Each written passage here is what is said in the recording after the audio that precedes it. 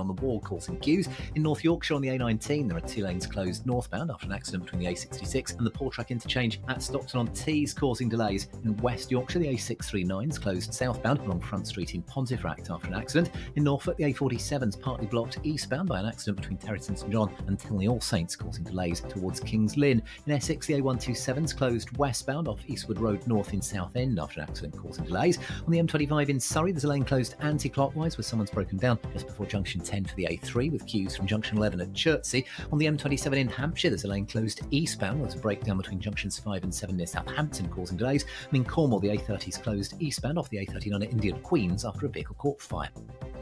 You can stay up to date throughout the day by visiting our website, gbnews.com. Free Speech Nation, Sunday nights from 7 p.m. Have we reached a tipping point in the gender wars? So 6 years ago, comedy writer Graham Linehan, the man who created hit sitcoms such as Father Ted and Black Books, was cancelled for standing up for the rights of women. But have things actually got any better? Well, I'm delighted to say that Graham Linehan joins me now. Just in case anyone's watching who doesn't know what happened to you, what happened? Well, I just noticed women being bullied online and in physical space as well, and I started objecting to it. I immediately started losing work.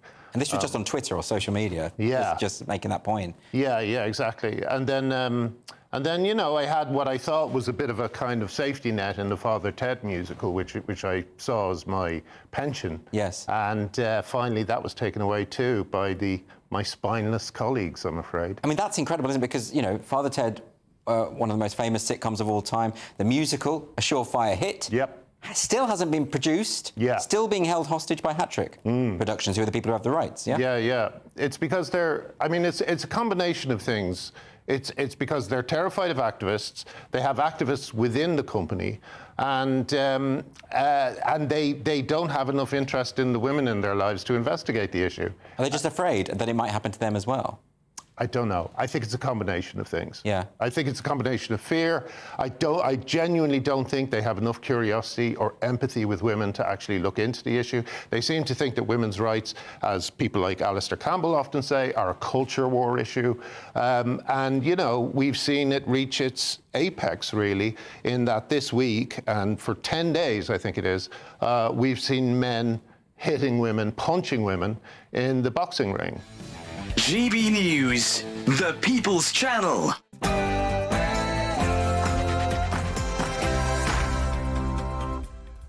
Good morning, 9:30 on Wednesday, the 14th of August. Live across the UK, this is Britain's Newsroom with Andrew Pearce and Dawn Neeson. In for the lovely Bev Turner. Now, Olympic boxer lawsuit. After winning gold at the Olympics, Imane Khalif's next fight is against Elon Musk, Donald Trump and J.K. Rowling. We'll have the latest on that one for you. Work-shy Britain has more than 9 million people are neither in a job or looking for one. Labour under growing pressure to tackle the worklessness crisis. And we're having a bit of punch-up about that one later on. Now, violent attacks against women on trains have risen by more than 50% in the last 2 years. How do we make the railways safer? And as an Italian sprinter becomes the first transgender Paralympian, grown, what does this mean for disabled female athletes? Spoiler alert, not good news. And the happy story. A street cleaner from Beckenham has won a holiday to dodge his employer's ban on gifts. We're hoping to find Paul Spires this morning. And if you know who he is, call us. Yeah, if you're Paul.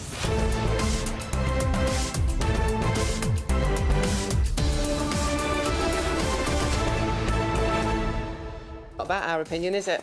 Yeah, but I like this story about the bin Oh, I bin love man. I love that story. His locals crowdfunding sent him on a holiday, and his employers Veolia say you can't do that because it's against council policy. So a holiday company stepped in, staged a competition, tailor-made, so only he can win it. A 63-year-old Elvis fan street cleaner. With the surname of Spires. So he's going on holiday. I've got blonde hair on your Thank you, Fiona. Well, that's one of your hairs. Any case. It's not about us, is it, this programme? No, evidently it's not. It's all about what you think. So, it's really simple. Tell us what you think of anything, even blonde hairs on his jacket. It's very simple. Visit gbnews.com/your say. But first, should we have some news headlines? I think we should. Sophia Wensler, take it away, girl.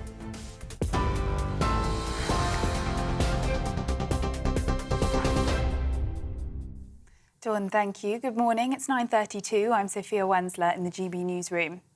The Russian city of Belgorod has declared a state of emergency after Ukraine launched a surprise offensive that Zelensky has admitted was easy and met with little resistance. Ukraine has since claimed 1,000 kilometres of Russian land.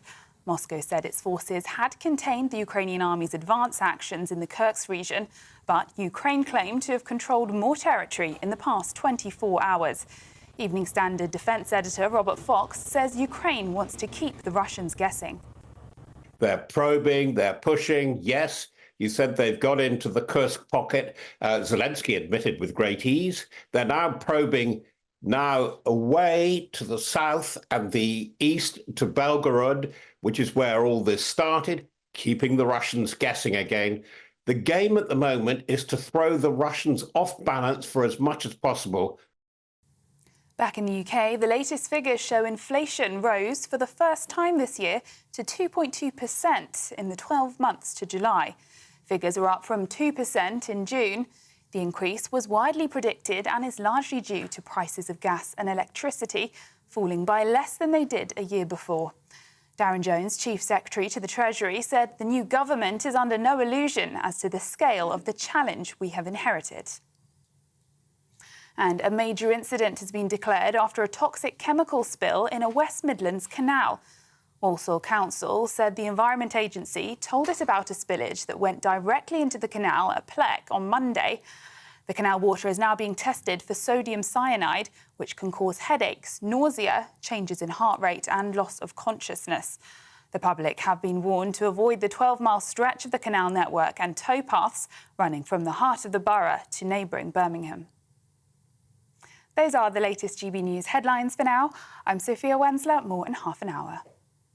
For the very latest GB News direct to your smartphone, sign up to News Alerts by scanning the QR code or go to gbnews.com/alerts.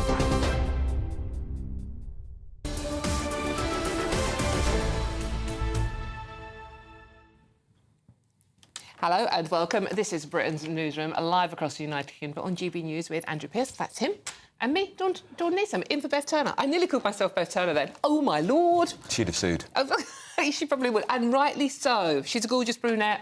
I'm neither of those things. Now, that boxer. Yes. So she is the most famous boxer, probably more famous than Mike Tyson Mike at the Tyson moment, by frankly, now, yeah, because she is now taking legal action alleging criminal cyber harassment. This is Imani Khalif, the Algerian boxer who got a gold medal in the recent Olympics. And she has now read all the... So if you've missed this, you've been living under some kind of rock. But obviously, all the fuss about whether this person is actually male or female. She was banned by one boxing committee. She was. But the IOC, the Olympics one, said, no, that's fine. Her passport said she was a female, so she is therefore a female and can fight women in the ring. However, it does appear, we don't know for sure, because we haven't seen the medical records, that she has XY chromosomes. That's right. Which, basic biology, Andrew, means... Male. Boy. You're a boy. That's right. You're definitely a boy. So the people she's taking the legal action are against are fascinating. Elon Musk, the world's richest man. Yeah. But actually she's taking, I think, against his Twitter, yeah, as in X. Yeah, J.K. Rowling. Yep. Probably a billionaire. She's got a few bob, I think. I think so. And Donald Trump, who's got a few bob. More than a few bob. So, I mean, we don't know who's funding her action, but and what is the point. But you think, I'd have thought, you've won your gold, go away and be happy. Well, exactly. Well, you're a national hero in Algeria, but this is just going to drag it on. But this is being filed in the French courts, accusing J.K. Rowling, Elon Musk and Donald Trump, as you do, of acts of aggravated cyber harassment. Let's talk to the human rights lawyer, David Haig, who talks directly to this programme. David, morning to you. Good morning. Morning to you both. Morning. So this is an allegation of criminal cyber harassment. Is it a criminal offence to talk openly on social media or on TV or radio about this person's gender when this person was banned by a major international boxing body last year from taking part in female boxing because they decided she was more male than female? How does that make it criminal? effectively what's happened here is that lawyers acting for the boxer have filed a criminal complaint in front of the Paris prosecutor's office to, at the start, unnamed persons, but that gives them a wide ability to research other people and include them. But they specifically named people like J.K. Rowling and Elon Musk in that complaint. So it's as you said, it's for aggravated cyber harassment, and they specifically stated in there racism and sexism, according to her lawyer.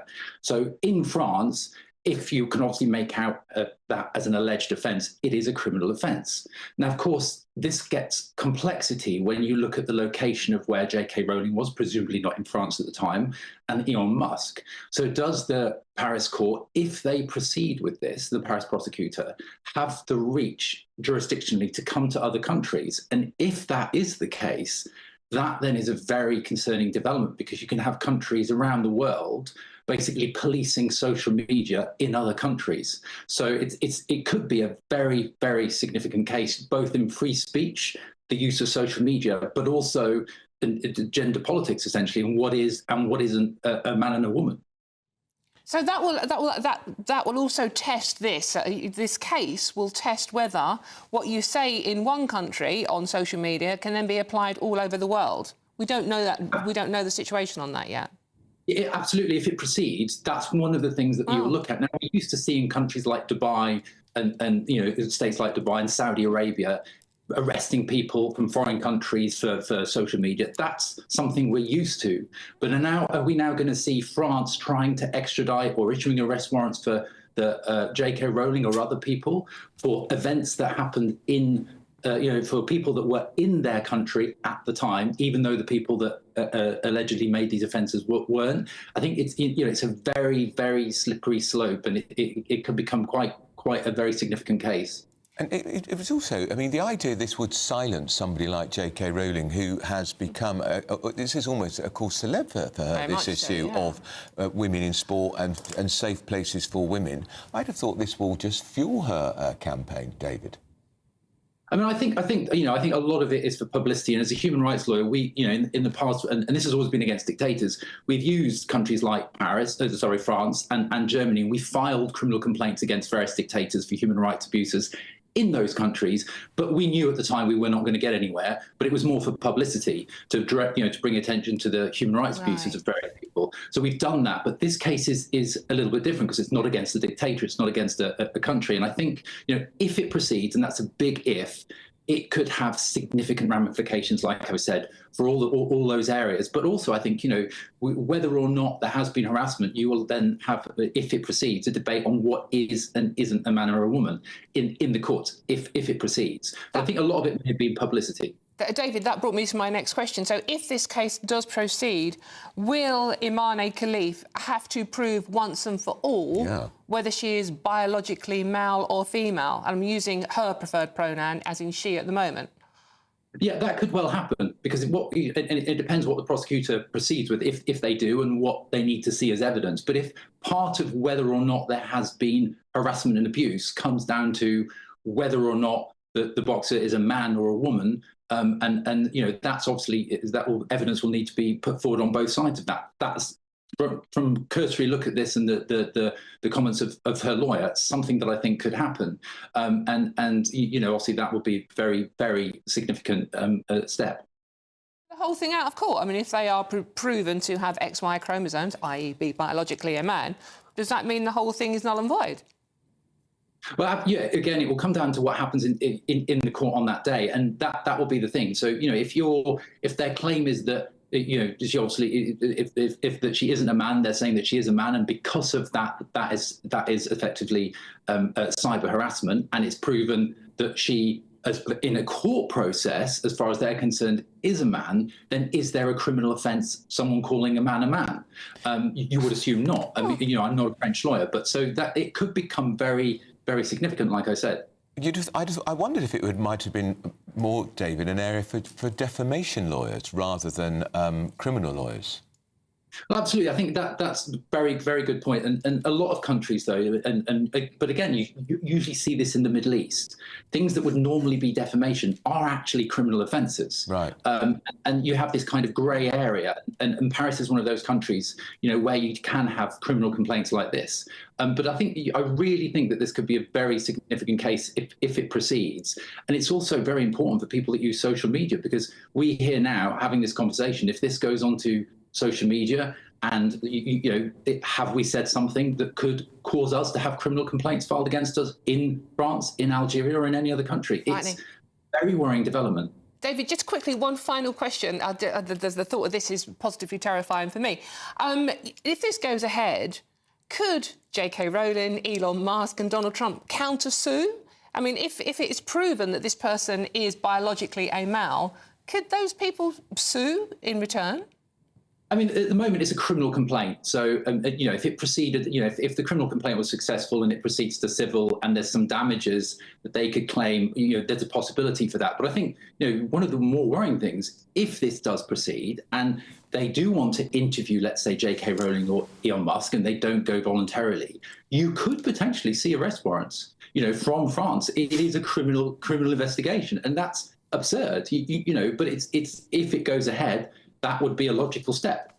Donald Trump will be praying that there's an arrest warrant issued for him in France, because what terrific publicity that would be for him in his campaign against Kamala Harris, who's a bit wishy-washy on these very issues. David, always good to talk to you. That's David Hay, the human rights lawyer. It would be a gift for Trump, wouldn't it? God, absolutely. Any of them. I mean, as you say, J.K. Rowling is going to be loving this. Bring it on. And Elon Musk too. Yeah. So I don't know who's advising this boxer, but I think it's bad advice. Yeah, no, absolutely. Take your gold medal and enjoy your hero status in Algeria, which she's got. Yeah, and because you're going to have to go through all the biological mess in court as well. So, if all this is about I'm a woman, I'm born a woman, I was lived as a woman... Prove it. Good luck with that one. But she's got a gold medal. Yeah, a woman hasn't got a gold medal for that. We're going to be discussing the pretty shocking rise of violent crime against women and girls on Britain's trains. Why is it happening? Don't miss it. You're with Britain's Newsroom on GB News.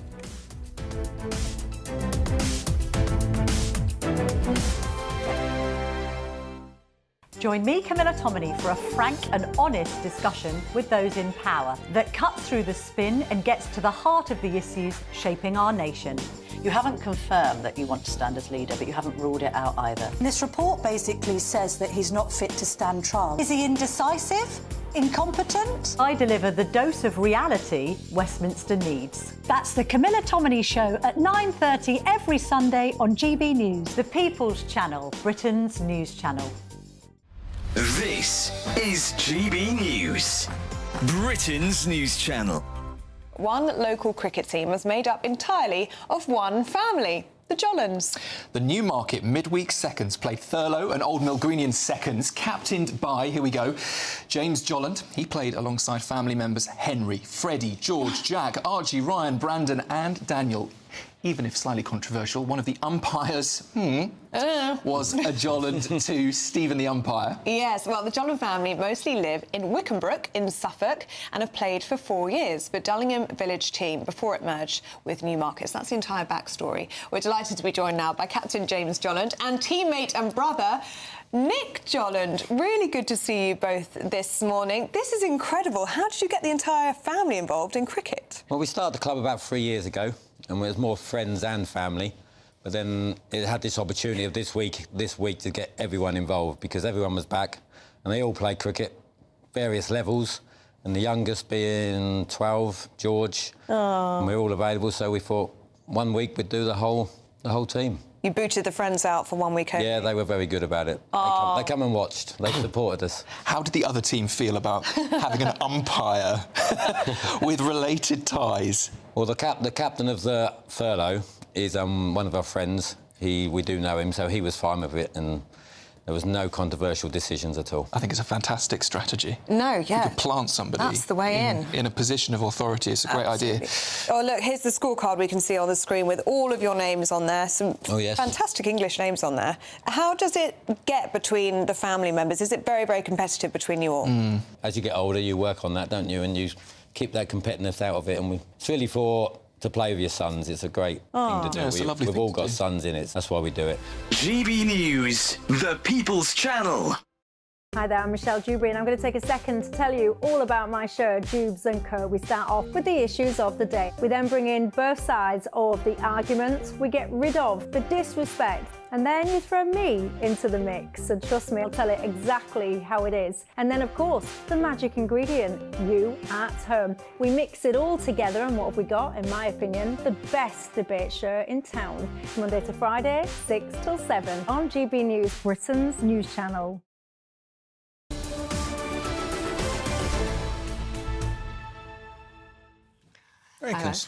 Concerning statistic here, isn't it? Yes. Violent attacks against women Yeah. on British trains have doubled in 2 years. Yeah. Women and girls. There's a one story in it's the what paper does it say? One of the papers today has an exclusive, and there's one story on there about a mum who was taking a 14-year-old daughter. She got braces on her teeth, literally almost in school uniform, and there was a man opposite her who was just filming her. Disgusting. This was quite obviously a child. Yeah. Well, this has all come out in the British Transport Police Authority's annual report. There were 7,500 offences against women and girls on trains in 2021, now more than 11,000 last year. The number of sexual offences jumped 10% over the same period, while sexual harassment reports doubled. What is going on out there? Well, hopefully to explain a little bit of what she thinks is going on is feminist activist and writer Jean Hatchett. Jean, lovely to see you. Thank you so much for joining us this morning. This is a shocking report. What do you make of what we've learned this morning from this? I mean, obviously, we've known for many years that violence against women and girls, male violence against women and girls, has been escalating. I mean, I think there's a number of contributing factors. I think, we cannot discount the impact of porn on the dehumanisation of women, and that has been made more and more accessible. It's become more and more violent, and we cannot expect there not to be an increase in attitudes of sort of dismissive attitudes towards women, but that will turn aggressive and progressively more aggressive. And I think also, the courts and CPS referrals are so low for crimes of violence against women that, they've become almost permissible now, that it's become legalised to hurt women. And if it's happening on trains, it's happening everywhere. And we know that that's the truth. Because the National Police Chiefs Council released figures just recently saying that there were 2 million attacks a year on women, 2 million crimes of violence against women per year. This is huge, and they declared it a national emergency, and I think it is. Do you think, one of the suggestions in this report is the fact that women are feeling more confident about reporting these attacks and these crimes. Do you think that's why we're seeing the rise, or do you think they are actually happening more? I think they're actually happening more. I mean, perhaps women are feeling more confident to report, but is that really the case when so many crimes do not go with an effective punishment? I think a lot of women still do not report. So if they actually were, I think these statistics would be even higher. I wonder as well, Jean, I very rarely see on a tube or a train, and I use both a lot, I very rarely see a transport police officer. Well, very rarely. And you do wonder, again, it's like the Bobby on the beat, if there is a police presence, if it might deter some of these attacks. Possibly, but I'm a big believer that you have to tackle this at root. And so, you have to start with the education of young boys, the eradication of porn, anything that encourages this attitude towards women. And, currently, just last week, we saw 2 men hitting women in the Olympics, and whether men identify as women or not, or whatever that situation is, and I think they are just men hitting women, that's been made permissible, and the language of the BBC report has made that permissible. So all of these things together feed into the dehumanisation of women, targeting them for availability to treat in this way. Jean, as you mentioned the Olympics, I mean, Imani Khalif, who she says she is a woman, her lawyer, a lawyer in the French courts today, is going to take Elon Musk, J.K. Rowling and Donald Trump to court over what they have said about Imani. I mean, I know you've also made comments on social media about the boxing situation. What do you make of that development? It's just a big tantrum, isn't it? And, if the IOC had acted appropriately, if they had put in place sufficient regulation, then this wouldn't be happening. But, I don't really understand where that can go, because for that to be an effective prosecution, I don't even know what it would be prosecuted as, then Imani would have to provide proof that they are female, and I don't think that's possible. The worry about it is, of course, Jean, that if this goes ahead in the French court, and in the unlikely event the French court were to fine for her, that means what people say on social media in countries around the world can be impacted by a court ruling in a completely different country. Absolutely. You know, this is just mass silencing of women, and women like myself, who, as you got me here today, talking about violence against women, won't be able to speak about violence against women because you can no longer define what a woman is, and you know that you're effectively gagging a lot of us. But you know, frankly, take me off to jail. I'm not calling a man a woman at any point. You know, I'm quite old now, and I don't think I intend to start calling men women. Do you think, Jean, that given everything we've discussed this morning, so far the Olympics, this horrific report about violence against women on public transport, do you think the situation overall for women is getting worse, that our rights do... I mean, I feel personally as women, that I feel like my rights are being eroded in some way? Absolutely. You know, the prosecution, the effective prosecution of men who hurt women is so low and so ineffective in this country now that it can only encourage further violence against women. And something else about this situation on the trains, that's perpetrated by a cross-demographic of males. So you're not going to see any rioting about this particular issue because, you know, where have the rioters been before now when women of all demographics have been targeted? And that's another thing that's come up over the last couple of weeks is the hypocrisy of who objects to which violence against women. And I don't trust those men at all to be tackling this en masse. Again, Jean, another subject that you've mentioned there, and I'm pleased you did. I mean, we have seen rioters against receiving sentences of 4 to 5 years occasionally. We saw the Just Stop Oil protesters being sentenced to 4 to 5 years, and I'm just reading this morning of a horrific sexual assault where the attacker received 18 months. Yeah, this is the thing. It's what gets the focus, and it very, very frequently isn't women. You know, it's that evasion of how prolific male violence against women is. That certain things are targeted. These reports come out. Everybody, you know, shakes their head and feels very sorry about it, and then the next year they come out again. And the statistics have increased, and still there's no tackling of the root cause of this problem. All right. Jean, thanks for joining us. That's the famous actor and writer Jean Hatchett. That one, as you say, the boxer, will run and run. Still to come. Absolutely. Labour is set to cut millions from the budget to modernise our armed forces. Does this worry you? Yes, of course it does. This is Britain's Newsroom on GB News. And I think Alex with the weather now. Fingers crossed, at least that's cheerful. A brighter outlook with Box Solar, sponsors of weather on GB News. Morning, here's your Met Office weather forecast for GB News. We are going to see some wet and windy weather approaching northwestern parts tomorrow, but ahead of that through today, there's a good deal of sunshine around for some of us. Not all across central, southeastern parts of the UK. It is going to be quite grey, quite cloudy through this morning, and there will be some drizzly rain. But some of that cloud and that rain is going to break up as we go into this afternoon, so some brightness developing, also some hefty showers possible too. Elsewhere towards the north and west, a good deal of dry and sunny weather around, and in the sunshine not feeling too bad. Temperatures generally getting into the high teens to low to mid 20s towards the south. As we head into this evening, and yes, there could be some hefty showers, particularly across parts of the southeast, but they'll be fairly hit and miss. Most of us will avoid them. Further west, across parts of Wales, southwest England, lots of late sunshine to look forward to, also across northern England too. But for Northern Ireland and western parts of Scotland, it is going to be turning cloudier and windier as a system starts to push its way in. Some heavy rain arriving to the Hebrides as we go through the evening, but eastern parts of Scotland likely to have some fine sunny weather to end the day here. Overnight, we are going to see more wet and windy weather spilling across parts of Scotland and Northern Ireland, so quite a blustery, wet picture here, but otherwise across much of England and Wales, yes, some cloud towards western and northern parts and a few spots of rain. It is generally going to be largely dry with some clear skies, temperatures perhaps a little bit lower than some recent nights, so not too uncomfortable for sleeping.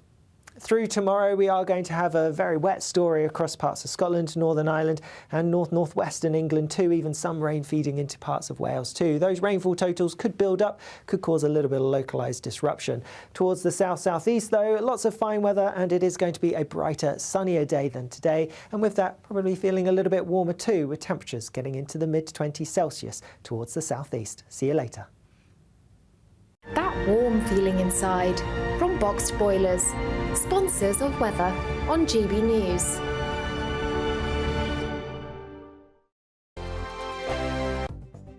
The latest GB News travel.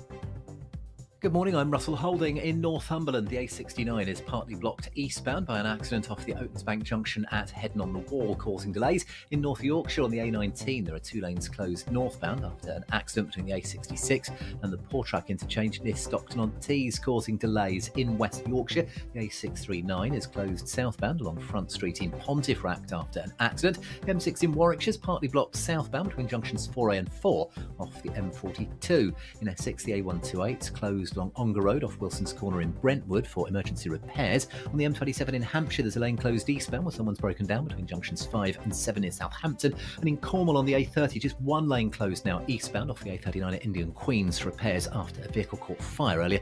The delays have cleared. That's the latest. You can stay up to date throughout the day by visiting our website, gbnews.com. You really could become the next giveaway winner with your chance to win £30,000 in tax-free cash to spend on anything you like. Listen to what some of our previous winners have to say about winning big with us. Hi, my name's Victoria. I won the Spring Great British giveaway. So the day we got the money in our bank account, everything just felt just a lot nicer. We went out for dinner, just enter. And you never expect to win, but I did. Get your entry in now. For another chance to win £30,000 in tax-free cash, text cash to 63232. Text costs £2 plus 1 standard network rate message. You can enter online at gbnews.com/win. Entries cost £2. Or post your name and number to GB07 PO Box 8690 Derby DE1 9TT. UK only. Entrance must be 18 or over. Lines close at 5 p.m. on the 30th of August. Please check the closing time if listening or watching on demand. Good luck. Join me, Nana Akwe, for an informative, interactive news programme with a difference. It's fun. It's true. You're not wrong. No one will be cancelled. Lovely. Join me from 3 p.m. every weekend, only on GB News, Britain's news channel. Join me, Neil Oliver, every Sunday night at 6 p.m. on GB News. And if an hour is not nearly enough for you, go to gbnews.com for special extended episodes online every Friday at 9 p.m, where we can truly get into the nitty-gritty of what's going on. GB News, Britain's news channel. We're proud to be GB News, the People's Channel. And as you know, we always love to hear your views. Now, there's a new way of getting in touch with us at gbnews.com/your say. By commenting, you can be part of a live conversation and join our GB News community. You can even talk to me, Bev Turner, or any of the members of the GB News family.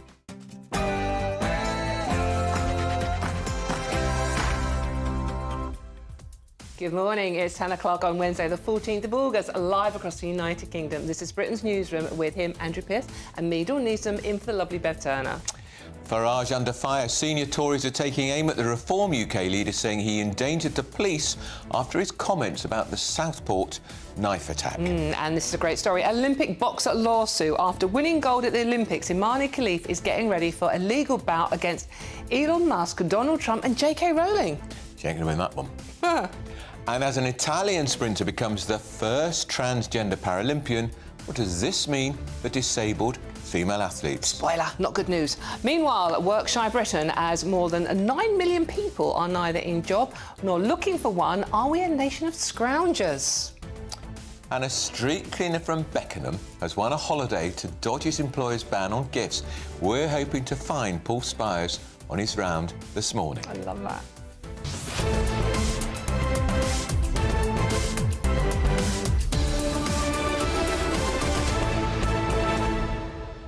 His employers are pretty mean-spirited. I know, it's just such a heartwarming, lovely story. The people on his round loved him so much, they crowdfunded to send him on a holiday, and his employers very say that breaches our contract with the local council. So a holiday company steps in and says, here's a competition that only he can win. Yeah, I know, it's such a good story. An Elvis fan, certain age, right surname. Name, yeah, absolutely. It's a lovely story of lovely people doing lovely things and a job's worth. And if you've seen him this morning, get in touch, because we want to talk to him. Yeah, what's that say? It's cool.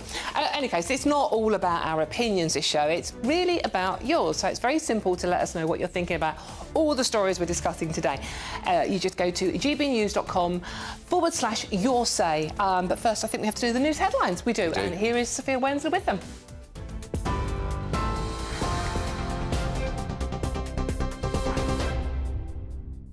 Dawn, Andrew, thank you. Good morning. It's 1 minute past 10. I'm Sophia Wensler in the GB Newsroom. The Russian city of Belgorod has declared a state of emergency after Ukraine launched a surprise offensive that Zelensky has admitted was easy and met with little resistance. Ukraine has since claimed 1,000 kilometres of Russian land. Russia said its forces had contained the Ukrainian army's advance actions in the Kursk region, but Ukraine claimed to have controlled more territory in the past 24 hours. Meanwhile, US President Joe Biden has called it a real dilemma for Vladimir Putin. Evening Standard defense editor Robert Fox says Ukraine wants to keep the Russians guessing. They're probing, they're pushing, yes. You said they've got into the Kursk pocket. Zelensky admitted with great ease. They're now probing now away to the south and the east to Belgorod, which is where all this started, keeping the Russians guessing again. The game at the moment is to throw the Russians off balance for as much as possible. Now, officials in Whitehall say they're working around the clock to keep Britons in the Middle East safe amid heightened tensions in the region. Iran's president is thought to have told Prime Minister Sir Keir Starmer he considered retaliation against Israel a right after the assassination of Hamas official Ismail Haniyeh in Tehran. It comes as ceasefire talks due for today look set to fall through. The deal would see a pause in conflict in Gaza and see Israeli hostages returned. But according to reports, Hamas official Ahmad Abdul Hadi has said the group will not participate in the talks. Back in the UK, the latest figures show inflation rose for the first time this year to 2.2% in the 12 months to July. Figures are up from 2% in June. The increase was widely predicted and is largely due to prices of gas and electricity falling by less than they did a year before. Darren Jones, Chief Secretary to the Treasury, said the new government is under no illusion as to the scale of the challenge we have inherited. A major incident has been declared after a toxic chemical spill in a West Midlands canal. Walsall Council said the Environment Agency told it about a spillage that went directly into the canal at Pleck on Monday. The canal water is now being tested for sodium cyanide, which can cause headaches, nausea, dizziness, confusion, changes in heart rate and loss of consciousness. The council warned that there's a potential serious health risk and are asking people to avoid the area. But they did assure that the drinking water will not be affected by the incident. Violent attacks against women on Britain's railways have more than doubled since 2021. That's according to new data. The number of crimes against women and girls rose by 50% and the number of sexual offences jumped 10%. Unacceptable behaviour such as touching, upskirting or indecent exposure is being experienced by more women than ever, with 51% of female victims stating that other rail passengers intervened to try and help. Jess Phillips, the Minister for Safeguarding and Violence Against Women and Girls, described the level of violence, harassment and sexual offences against women on public transport as unacceptable. A new report says young people are studying a narrowing range of subjects after the age of 16, with the arts taking a particular hit. The findings have been published as students across England and Wales and Northern Ireland are due to receive their A-level results tomorrow. The take-up of humanities and arts subjects has dropped substantially, which they say risks having profound impacts on the future and shape of disciplines. The research showed that 56% of students studied a humanities subject in 2016 and only 38% studied one in 2022. And finding purpose in later life may prevent memory loss. That's according to a new study. It found older people who feel that their life lacks purpose may be more prone to memory loss and thinking problems as they age. Factors include relating positively to others, personal growth, self-acceptance, autonomy and mastery of one's environment. It adds to mounting evidence that's linking psychological well-being to healthy ageing. Those are the latest GB News headlines for now. I'm Sophia Wensler, more in half an hour.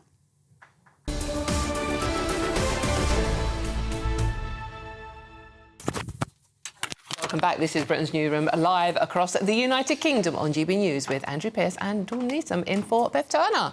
Well, this is fascinating. The Tories are battling it out, of course, to choose their next leader. They announced the new leader on November the 2nd. The American election is a few days later, so that's going to go well, isn't it? They'll get no publicity. Exciting month. Apparently, nobody cares anyway, because 62% say just that in a new poll. They couldn't care less who becomes leader, including 36% of Tory voters. You know what? I don't want to be mean, but I'm surprised anyone cares. Well, let's talk to Henry Hill, who is the Deputy Editor of Conservative Home. Henry, morning.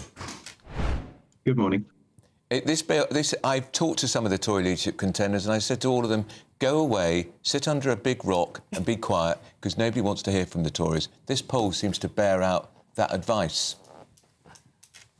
Yeah, I mean, I think in one way it's almost sort of saving the party's blushes, because the party does need to have a real post-mortem for what went wrong, both at the last election and over the last 14 years. That is necessarily going to get ugly at points. So maybe it will end up being a good thing for the party that not all that many people are paying attention. But, you know, most people, quite understandably, not all that interested in politics, don't want it dominating their day-to-day lives. The Conservatives aren't going to be, even in contention for office, theoretically, for another 5 years. Yeah, it makes perfect sense for people to tune it out a little bit. Are they going to ever tune back in? That's the worry for the Tories, that they're such a small rump now that people become indifferent to them, and perhaps they're more interested in the insurgent Reform Party. Potentially, although, of course, the Tories do still have something like 20 times as many MPs as Reform. I think the interesting thing is, compare it to 1997. In 1997, obviously, the Tories had more MPs, but Parliament was much less marginal.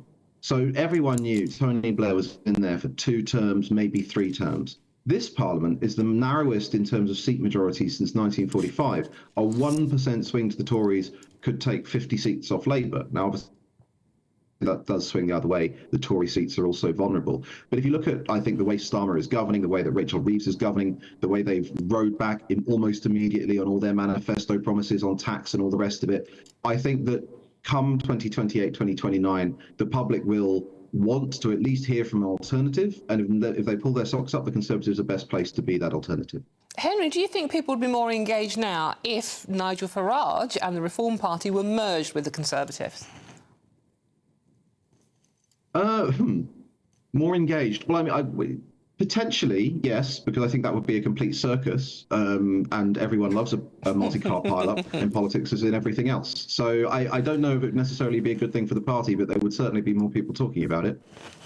All right, that's Henry Hill, Deputy Editor of Conservative Home. Chris Hope, our political editor, joins us in the studio. Well, Chris, Mel Stride, if people were watching would have just seen some images of Mel Stride. He was the Work and Pensions Secretary, the outsider for the Tory leadership.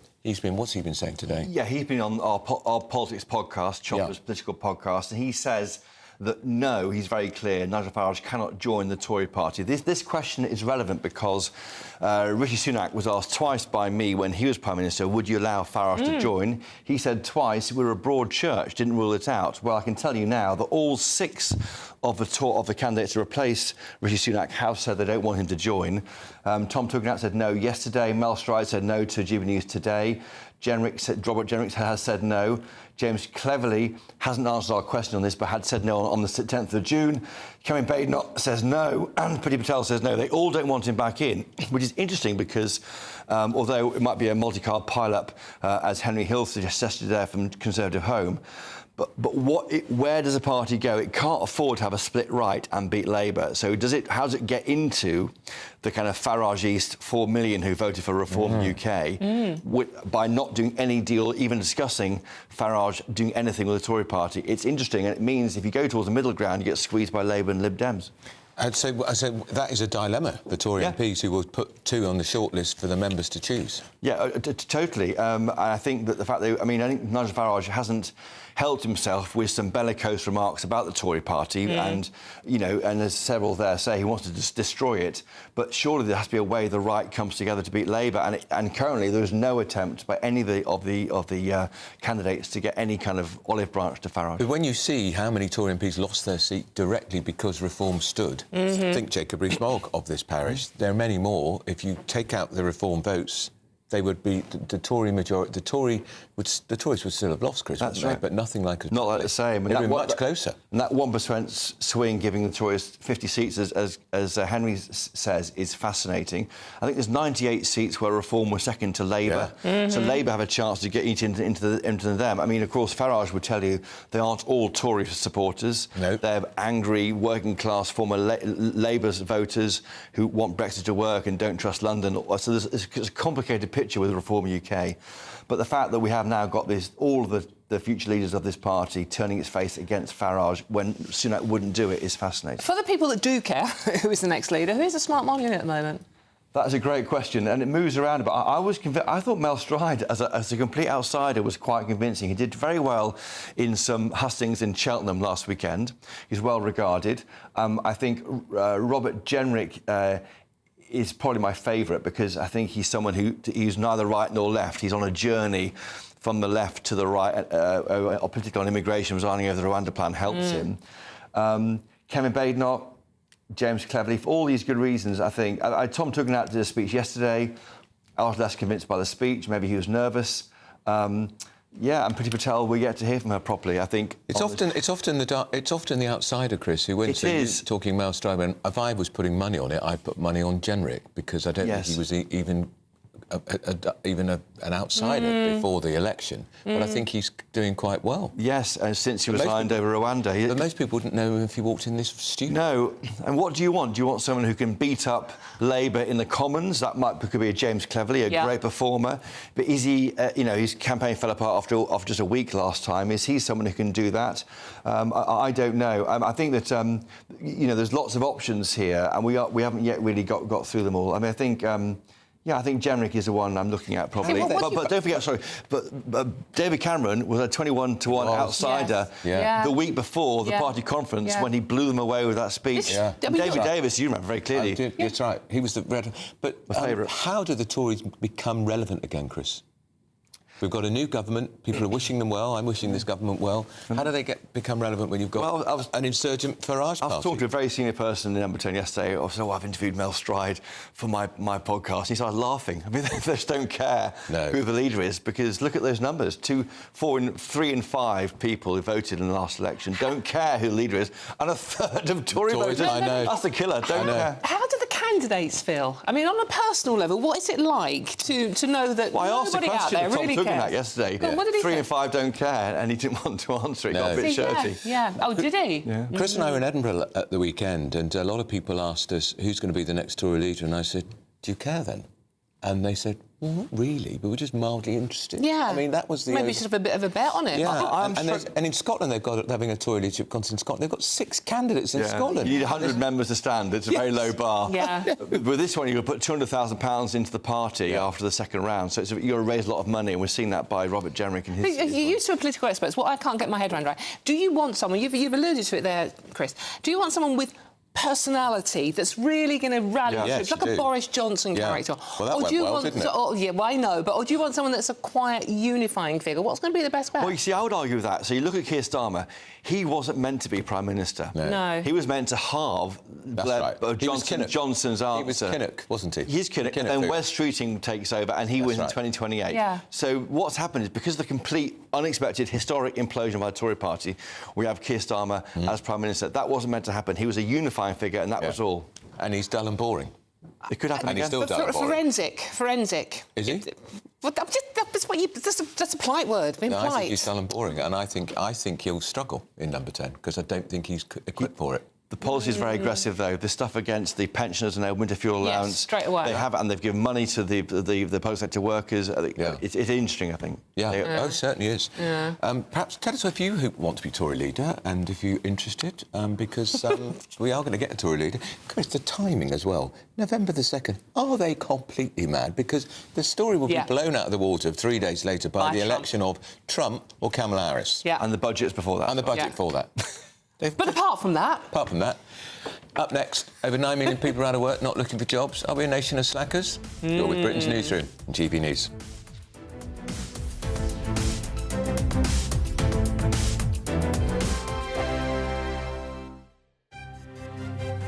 GB News Breakfast. Every day from 6 a.m.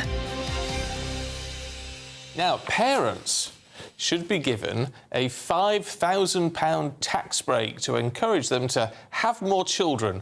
That's according to a think tank called Onward.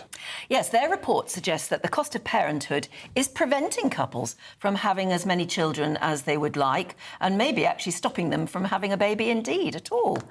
So with the birth rate at a record low, which is dangerous for our economy, isn't it? We are asking, should there be financial incentives to have children? Let's talk to journalist Julie Cook and consultant Hilary Salt. Good to see you both. Julie, what do you think? I mean, should I be in effect, handing over my hard-earned money, in tax dollars at least, to couples so they can procreate? I actually think it's a good idea, and I'm not a lefty by any stretch of the imagination, but we are in quite a critical time in terms of our population. Although our population is growing because of our ageing population, our birth rate is dangerously low. And according to the Lancet, I think we're going to be, I've got it written here, birth rate will drop to 1.38 by 2050 and 1.3 by 2100. And this is too low to sustain an ageing population. So although we've got lots of elderly now, you know, that's how it is, we don't have enough babies being born.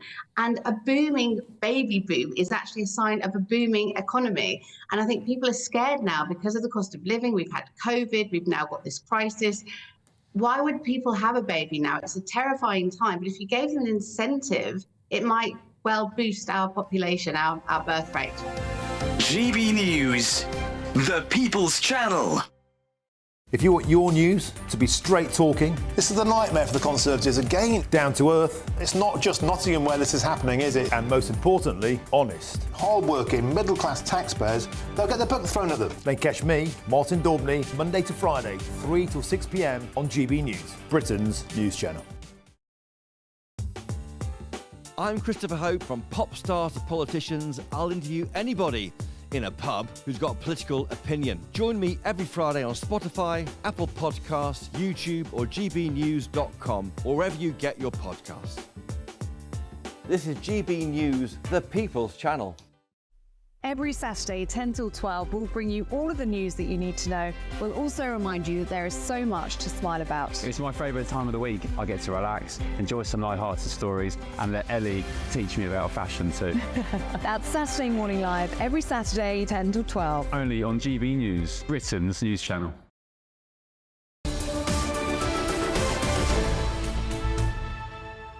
Let's go. Hello, it's 19 minutes past 10. Blimey. This is Britain's Newsroom with Andrew Pearce, that's him, and I'm Dawn Neeson, and he's not paying attention, that's why I'm doing this bit. When you say it's him, do you think they might think I'm Dawn Neeson? Well, you can identify as whatever you want. If you're in the Olympics, it wouldn't... Let's not go there. If you were in the Olympics, it wouldn't matter.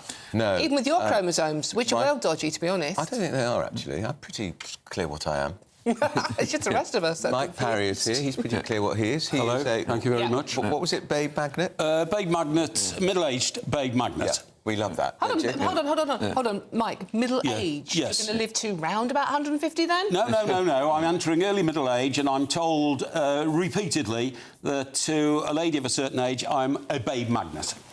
There we are. And I love him for saying it. And there is the former Labour MP, Stephen Pound. Well, I'm a bit of a magnet down at age concern, to be fair. Yes.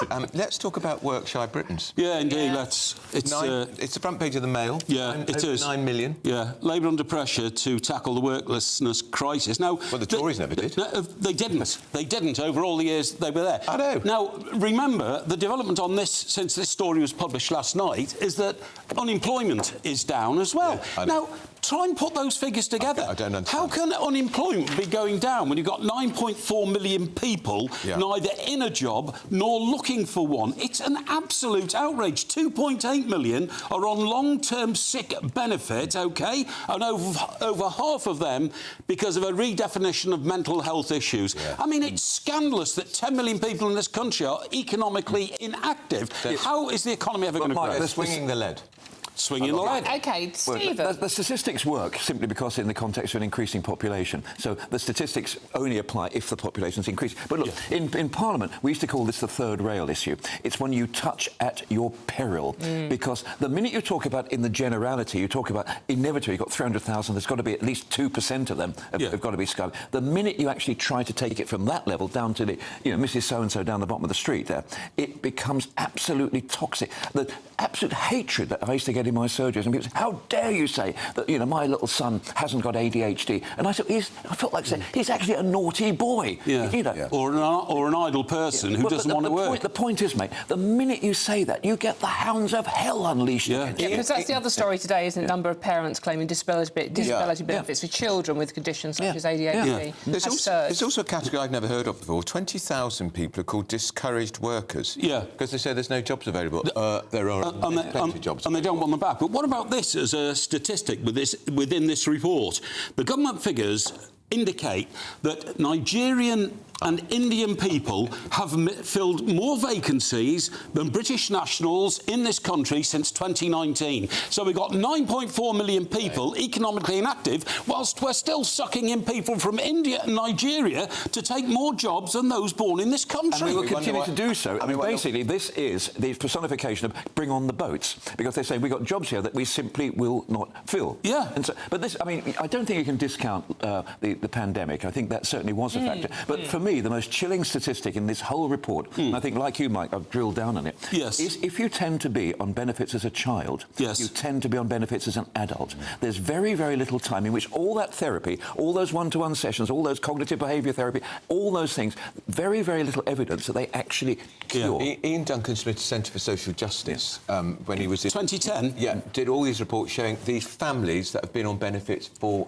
decades. That's right. Generational. It actually was generational. And how do you get them out of it? But he actually started to reverse the trend, didn't he? He was the one politician in the last 20 years who recognised that idleness can cause you mental problems. Absolutely. It's a terrible way of life. Encourage people to get back into it, and yet still we just keep piling up those who don't want to work. Can I just say, as a pensioner, in 1944, when the Beveridge report came out about setting up the National Health Service, it was the 5 evils, and the first of those evils was idleness. Really? That was what the NHS was actually set up to actually cure. But do you remember Duncan Smith's his special advisor saying, it's always a mixture of a stick and a carrot, but we'd quite like to actually use a carrot-shaped stick on it.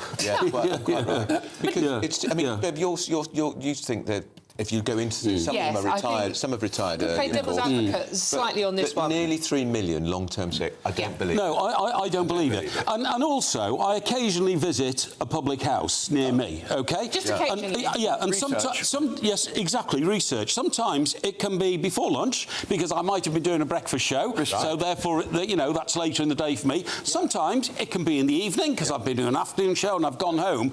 But the same people are there all day, no matter what time it is. Say the same about you.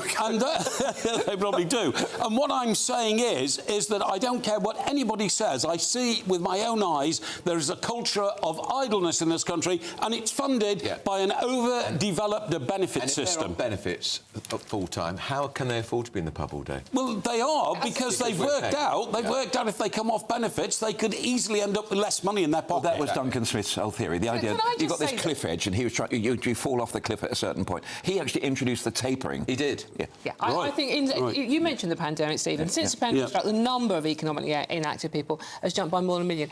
Now, who'd have thought this, right? OK, a government tells you to stay at home and do nothing and pays you to do so, and then you think, right, OK, we'll just carry on doing this.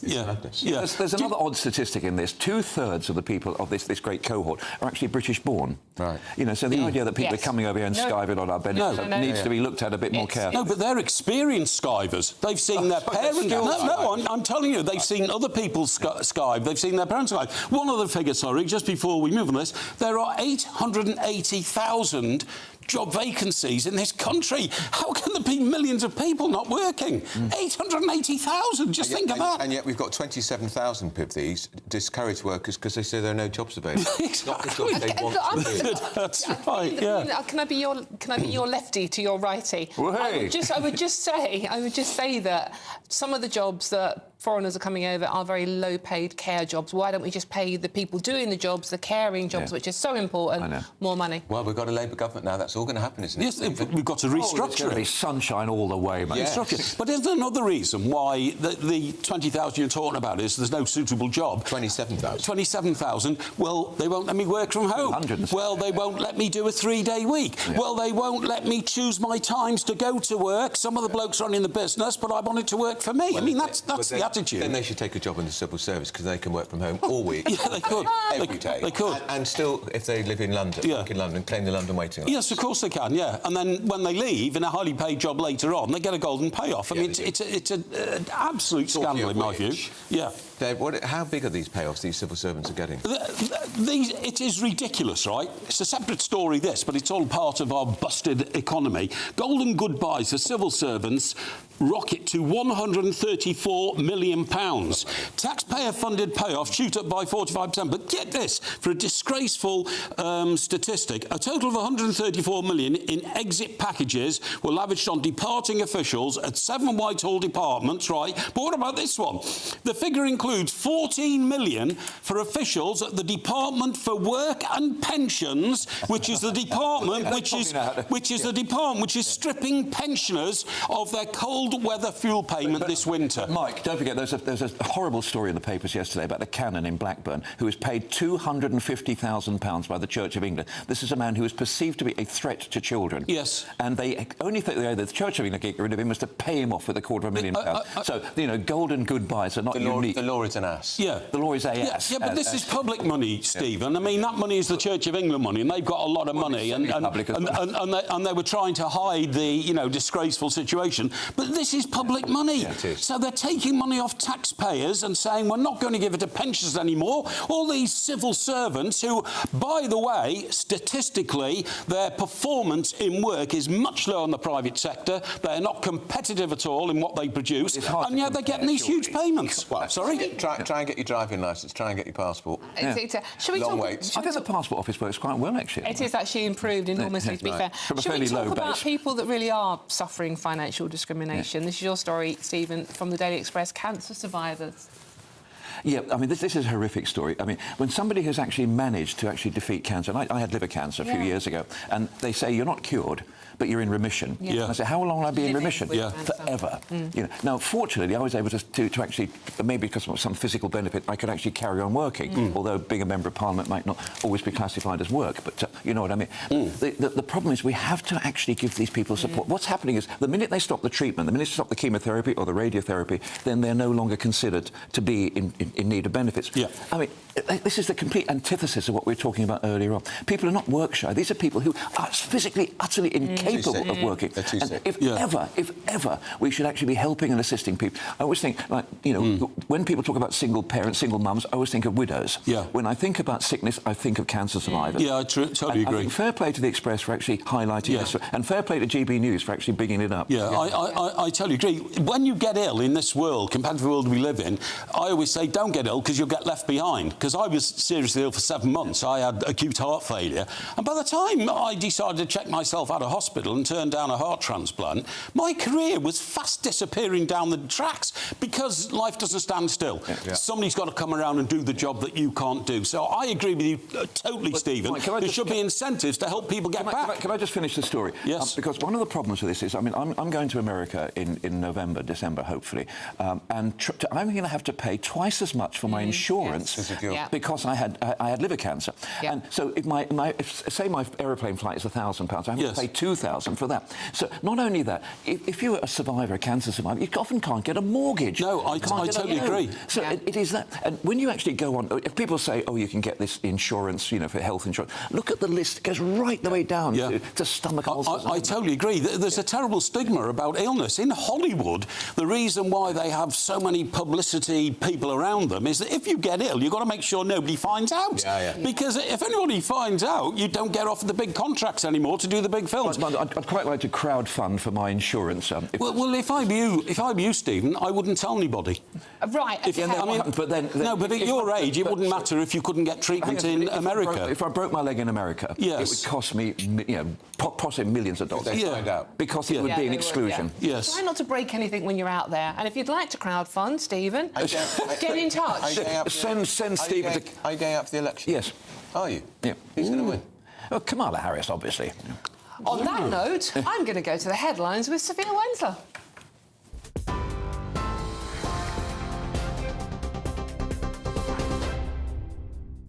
Dawn, thank you. It's 10:31. I'm Sophia Wensler in the GB Newsroom.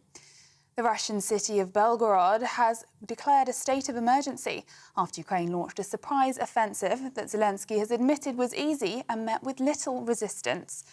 Ukraine has since claimed 1,000 kilometres of Russian land. Moscow said its forces had contained the Ukrainian army's advance actions in the Kursk region, while Ukraine claimed to have controlled more territory in the past 24 hours. Evening Standard defence editor Robert Fox says Ukraine wants to keep the Russians guessing. They're probing, they're pushing. Yes, you said they've got into the Kursk pocket. Zelensky admitted with great ease. They're now probing now away to the south and the east to Belgorod, which is where all this started, keeping the Russians guessing again.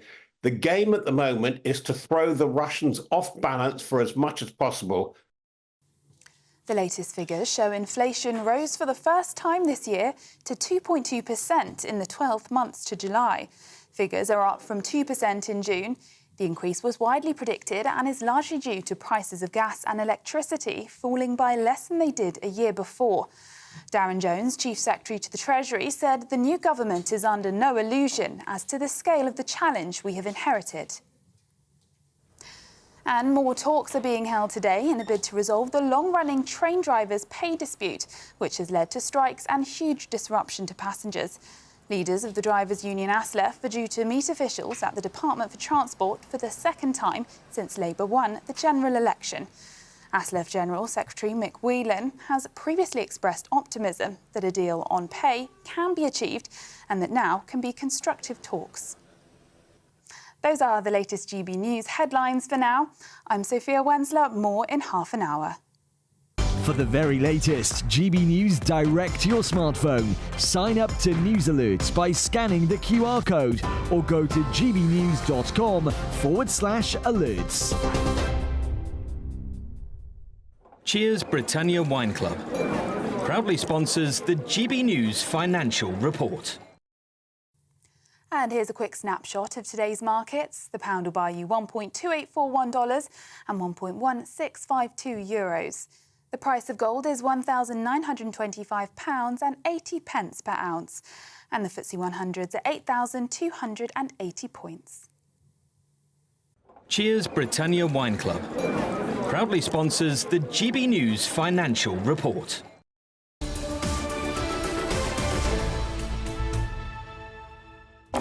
Well, it's been pretty brilliant. Do you know, I haven't, because Banksy has now left a trail of 9 pieces of artwork over 9 days in the capital city. But why? Is Banksy male or female? Do we know? I think, well, I mean, it could be anything these days, couldn't it? But I think it's probably a boy. I think it has XY chromosomes, but who knows? Because we've never ever seen him or her. No. This is Britain's Newsroom on GB News.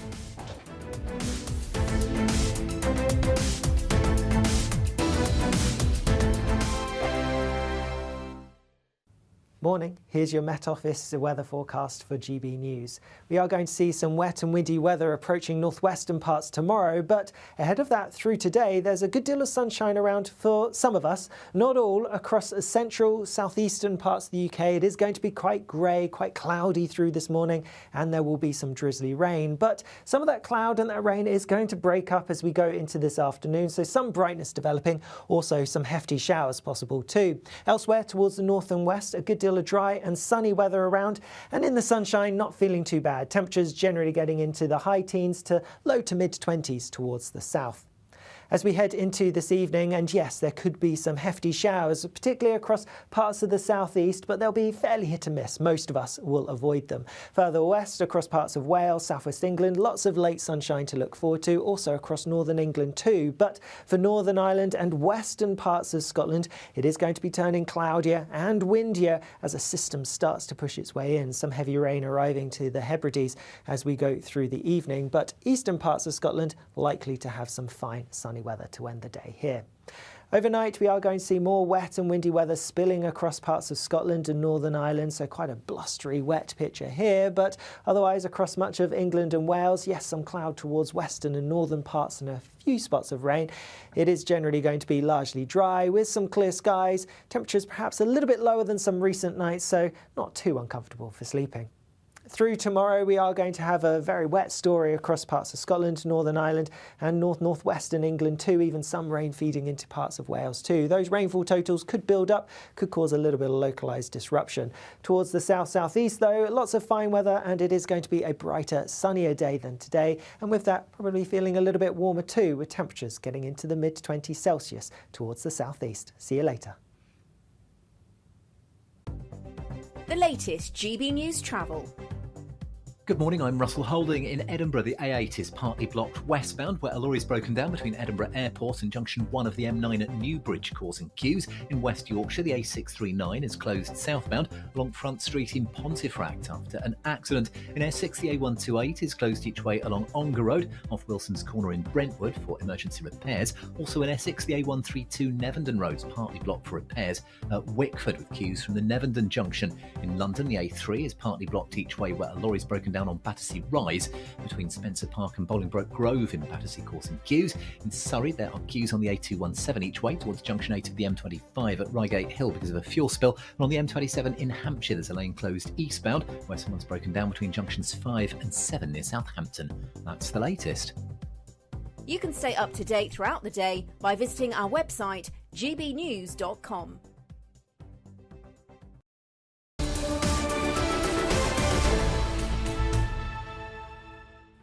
10:37, Britain's Newsroom. Now, we are going to... It's a breaking story, actually. A major incident has been declared after a toxic chemical spill in a West Midlands canal. Walsall Council said the Environment Agency told it about a spillage went directly into the canal at Pleck on Monday. We're joined by our West Midlands reporter, Jack Carlton, who I believe is actually right next to the canal involved. Jack, hello, good to see you. What's it like up there? What's the canal like?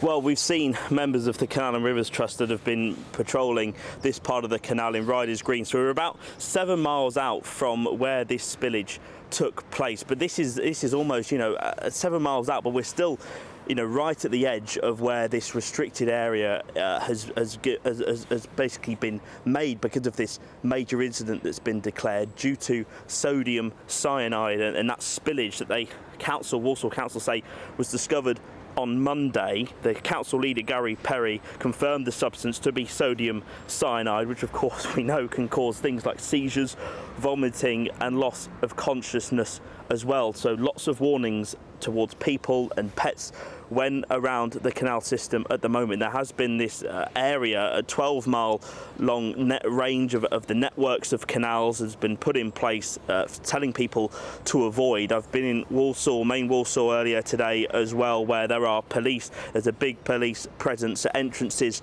to parts of the canal, specifically where the spillage took place. Of course, the Walsall Council leader, Gary Perry, confirmed that they understand the public's alarm at this, that their investigations are very active, they are still ongoing. They have come up with a plan, they say, with the Environment Agency to be able to test the water, but this is very concerning, particularly if this affected parts of the canal come into direct physical contact with members of the public as well. Warnings to call 999 and 111 if you are feeling unwell, having been in contact, particularly around whether any fish have been taken to the canal. You've consumed any fish. There have been dead fish and photos of dead fish spread across social media from these parts of the canal as well. As I said, that investigation remains ongoing, and they say there are partner agencies now involved with this. West Midlands Fire Service, Ambulance Service and West Midlands Police are all involved in this major incident with Walsall Council as they look to how these investigations go further and how they treat this sodium cyanide spillage. Jack, do we know how the sodium cyanide got in the canal in the first place? No, so this is still part of the investigation that we're still waiting to hear more detail from. We are expected to have some kind of update this lunchtime as well as to directly whether there has been any information that can be shared publicly around the spillage. All we know that the spillage came from the Pleck area in Walsall. That's as far and as much as we know, but those investigations do remain ongoing. Fascinating. Scary. All right, that's Jack Carson. He'll be back with us later in the programme when we have more to tell you about. Yeah, that. no, It's absolutely. pretty scary, sodium cyanide, so Yeah. do be careful. Now, Banksy, he's unveiled yet another animal art piece. This is his 9th in the capital in 9 days. The artwork located at London Zoo's entrance, look, you can see it there on your screen, is a gorilla. It depicts a gorilla lifting the shutter to release birds with other animals' eyes visible under the cloak of darkness. Well, we're joined by the Chief Executive of Grove Gallery, James Ryan. James, is this great art, in your view? Hello, very good morning to you. I think it's fantastic. It's got people talking, it's very humorous, and in my opinion, it confirms why Banksy is admired by so many, because he's the first to do it, you know, in this way, really. It's almost like performance art, a mixture of a real good, strong body of artwork, but also it's performance art at its finest, and there's only one person that could pull that off, and I think that's him. James, the $64,000 question is, does he do it all himself these days, or does he have a team of helpers? Oh, I mean, I would well imagine there is a team of helpers sworn to secrecy. I was actually there yesterday myself at the London Zoo when the artwork was actually getting protected. And they were talking about the camera footage, you know, being gone through by the top chiefs at the London Zoo. So maybe they could tell you a thing or two, but there's no way he could do it on his own. It's part of the interest in the art, James, not just because it's interesting art, but because it is done by this mystery figure. We don't know what he looks like, we don't know how old he is. We suspect he might be from Bristol because that's where the art started. Yes, yeah, absolutely. I think that's really what captures people's imagination, is they have almost a connection to someone they do not know. The anonymous side of things makes it that little bit more interesting, I would say. But I even saw a clip where someone was actually defacing one of the recent works that he'd put together, and people were booing. People were actually booing them, you know. So although they don't know the true identity, ultimately there's a real buy-in from the general public. And it's not just the UK, obviously. He's a worldwide phenomenon as well. There was plenty of sort of foreign news channels that were covering it yesterday too. So, yeah, I would say that really. I know where that one is. We've seen the Three Monkeys. That's in up Shoreditch, up Brick Lane. I know where that one is. James, yeah. James, how much do banks, the Bankses that you can actually take home, how much do they go for? I mean, in truth, there's actually this piece behind me here, and that's called a flying copper. It's like one of, I don't know what it is, about 100 odd there or thereabouts, and it's about £100,000. Wow. For a print. So again, it's not just the value of the artwork, whether you like it or not. It's the brand that Banksy is, and that's what people are buying into. Is the fact that, and also what I think these recent works confirms is he's still got it. if that makes sense. You know, there's interactions on each of his pieces that have over 1 million people talking and commenting. You know, again, that would ultimately confirm he is the best at what he does.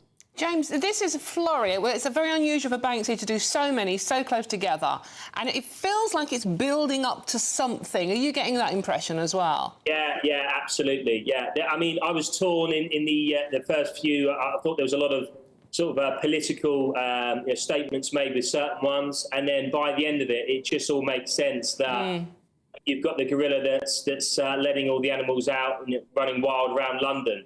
So I think it's very, very clever indeed. But you couldn't write Banksy off. You just don't know what the next thing is. But like I say, it's all theatre, and so much so that we have sort of changed plans with our gallery, and we're actually doing paying homage to Banksy exhibition next week. So we're going to get a lot of Banksys there, and try and have a real good feel factor there to celebrate. And where is your gallery, James? It's in Fitzrovia, so New Cavendish Street. So you're more than welcome to come down, and I'm sure we'll give you both a glass of champagne and a bit of food or two. James, can I make you an offer on that Banksy of £100,000? But it won't be quite in that region, I'm afraid.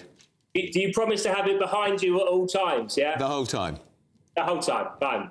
All right. Let's talk up there. Thanks so much. We might come and see you next week. That's James Ryan, Chief Executive of Grove Gallery in London's Fitzrovia. Brilliant. £100,000. Wow. Well, he is the most talked about artist certainly in Britain. But there have been stories, I'm not going to do a spoiler here, but there have been stories naming a person, a man, quite a posh man, who is Banksy, evidently. He's very political as well. I think very political, very left-wing.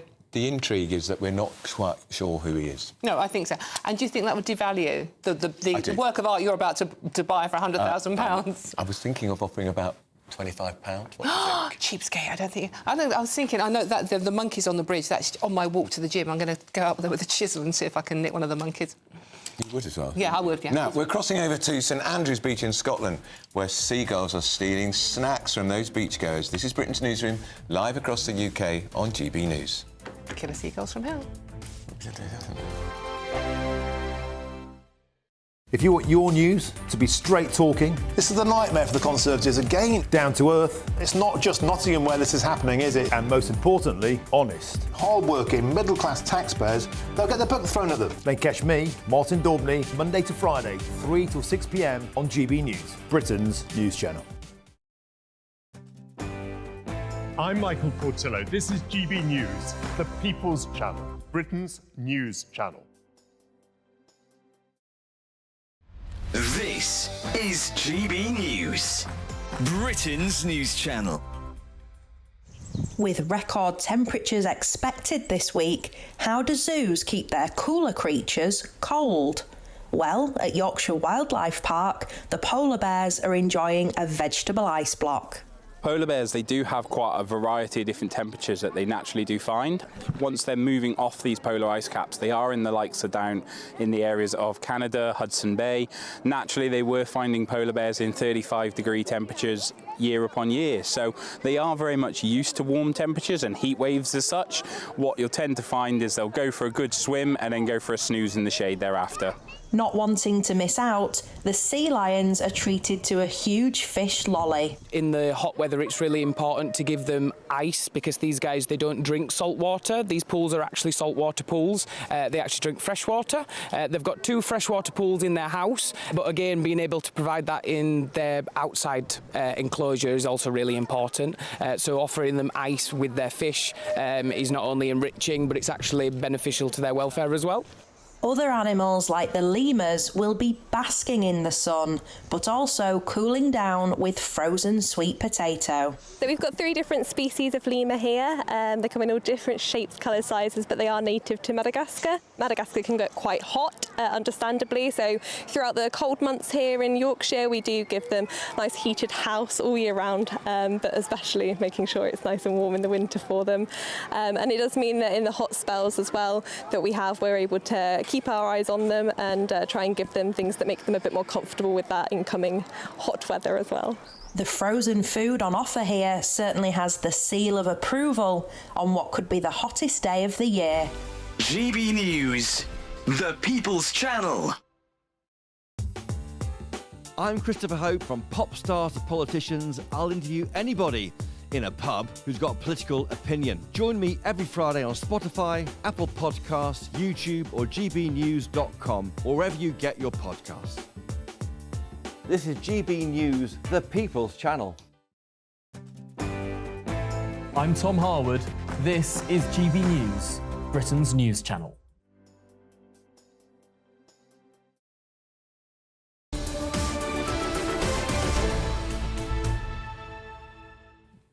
Hello, it is, what's the time? It's 10:50 indeed. This is Britain's Newsroom on GB News.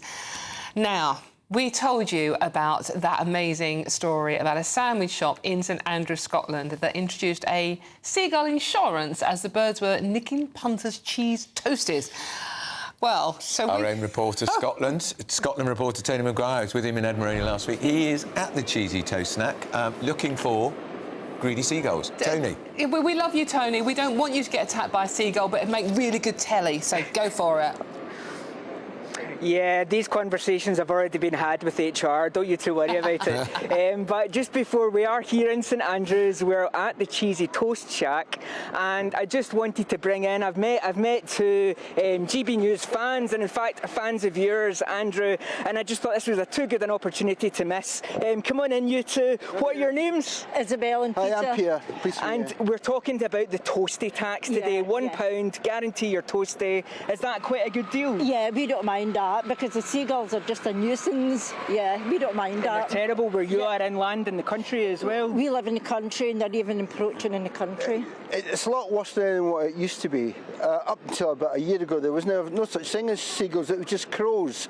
But now the seagulls have got into the food chain, so they managed to get in there as well now. Terrible. Well, listen, you two enjoy your beach today, okay? Thank you very much. We love Andrew Pier. Oh, there you go, Andrew. Big fans up here in St Andrews. But of course, I was talking earlier on to the owner about this, you know, rather unique intention of theirs to introduce this £1 tax, and what resorted in quite a huge viral outbreak.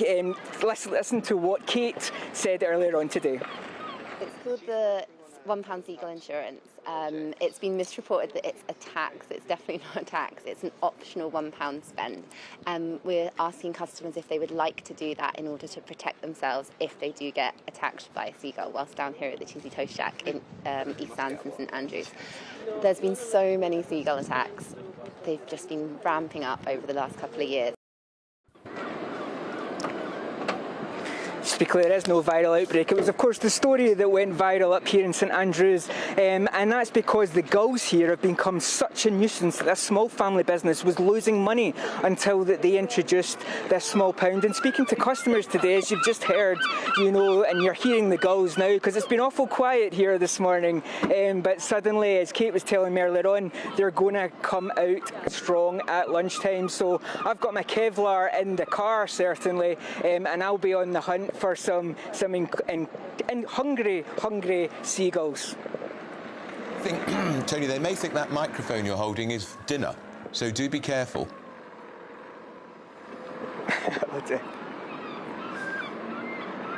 They are horrible. And now, so certainly one of the huge things around here, and speaking to different customers, is all of the methods that have been put in place on the beach haven't actually worked. So we've got kites representing birds of prey, there's some alarms with noises, but it would seem that the smell of the cheese, especially as you can see behind me on a really warm day like this, well, these gulls, they really can't just help themselves, you know. And I must say, I'm sort of on the lookout for the big one I've been hearing all about, the one with the anchor, you know what I'm talking about, tattooed on the wing, the bully of the pack. So we'll wait and see. But so far, so good. No blood has been shed here in St Andrews today. Everyone just out enjoying the surf and the sunshine. All right, Tony. Will you stay safe? That's Tony Maguire, who's our Scotland reporter at the Cheesy Toast Shack. I don't want him staying safe. I want him waving a baguette around and see what the seagulls do. They might attack him. But that's the point. It's good telly. Come on. Would you do it? I would. Right. Well, yeah. There we are. I would. And I pay the tax. Yeah, I don't like new taxes. No, I don't like new taxes. You'd probably fiddle it as well. You'd probably actually eat it and then say, no, seagull nicked it. Can I have the money back? They're a pest. I'm afraid they're going to have to get a grip to it. Still to come, we're going to be finding out why the newbie words in Scrabble are creating things like sit. What does it mean? I'll find out soon.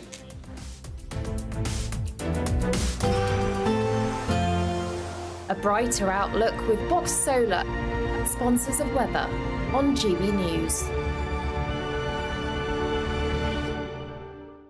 Morning, here's your Met Office weather forecast for GB News. We are going to see some wet and windy weather approaching northwestern parts tomorrow, but ahead of that through today, there's a good deal of sunshine around for some of us. Not all. Across central, southeastern parts of the UK, it is going to be quite grey, quite cloudy through this morning, and there will be some drizzly rain. But some of that cloud and that rain is going to break up as we go into this afternoon, so some brightness developing, also some hefty showers possible too. Elsewhere towards the north and west, a good deal of dry and sunny weather around, and in the sunshine not feeling too bad. Temperatures generally getting into the high teens to low to mid 20s towards the south.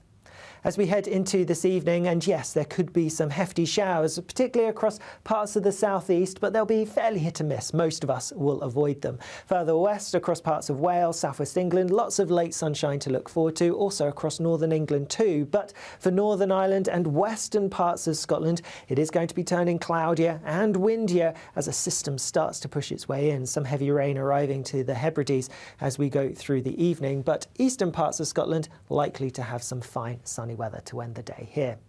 Overnight, we are going to see more wet and windy weather spilling across parts of Scotland and Northern Ireland, so quite a blustery, wet picture here, but otherwise across much of England and Wales, yes, some cloud towards western and northern parts and a few spots of rain.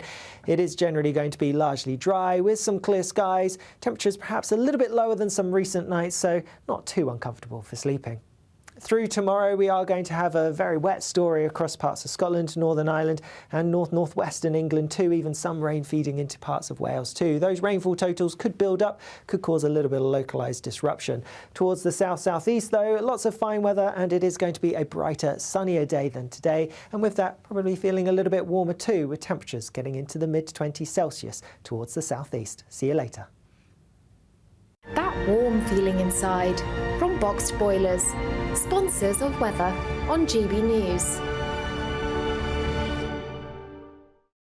Celebrate a spectacular summer with your chance to win an incredible £30,000 in tax-free cash in our Great British Giveaway. It's the biggest prize of the year so far, and it's totally tax-free. What would you spend that on? Luxury holidays, a new car, or just put it away for a rainy day? Whatever you do with £30,000 in tax-free cash, make sure you don't miss out on a chance to make it yours. For another chance to win £30,000 in tax-free cash, text cash to 63232. Text costs £2 plus one standard network rate message. You can enter online at gbnews.com/win. Entries cost £2, or post your name and number to GB07 PO Box 8690 Derby DE1 9TT.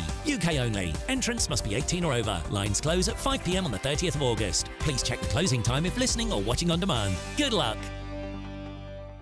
Join me, Camilla Tominey, for a frank and honest discussion with those in power that cuts through the spin and gets to the heart of the issues shaping our nation.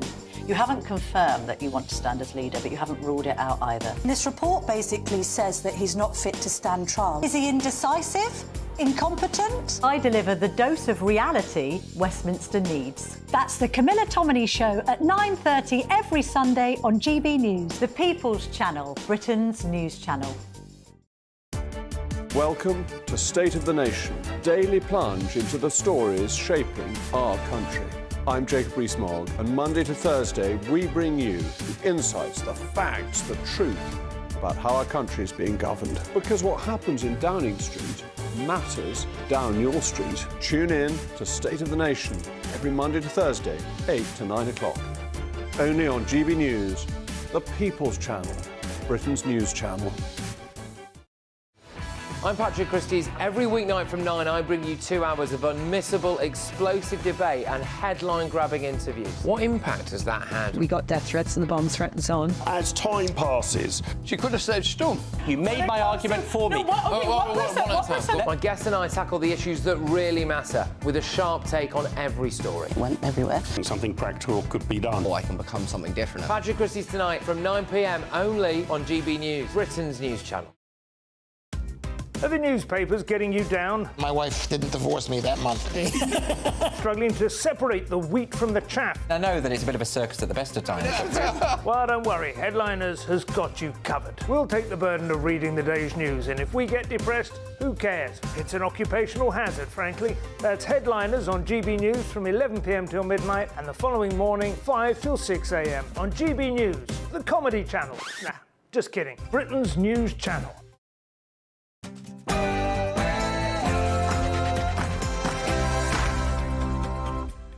Morning, it's 11 a.m. on Wednesday, the 14th of August. Live across the UK, this is Britain's Newsroom with Andrew Pearce and Dawn Neeson in for Bev Turner. Indeedy. Now, Farage under fire. Senior Tories take aim at the Reform UK leader, saying he endangered the police after his comments about the Southport attacker. And a major incident has been declared after a toxic chemical spill in a West Midlands canal with reports of cyanide in the water. Jack Carson has more. And well, the public have been urged to avoid 12 miles of the Walsall Canal as West Midlands Police, Fire Service and Police declare a major incident here. I'll have the latest from Walsall. And violent attacks against women on trains have risen by more than 50% in the last 2 years. How do we make the railway safer? Workshy Britain, more than 9 million people are neither in a job or looking for one. So Labour's under pressure to tackle the worklessness crisis. And Olympic boxer lawsuit. After winning gold at the Olympics, Imani Khalif is getting ready for a legal bout against Elon Musk, Donald Trump and JK Rowling. And as an Italian sprinter becomes the first transgender Paralympian, don't you just want to groan when you hear it? Yeah. What does this mean for disabled female athletes?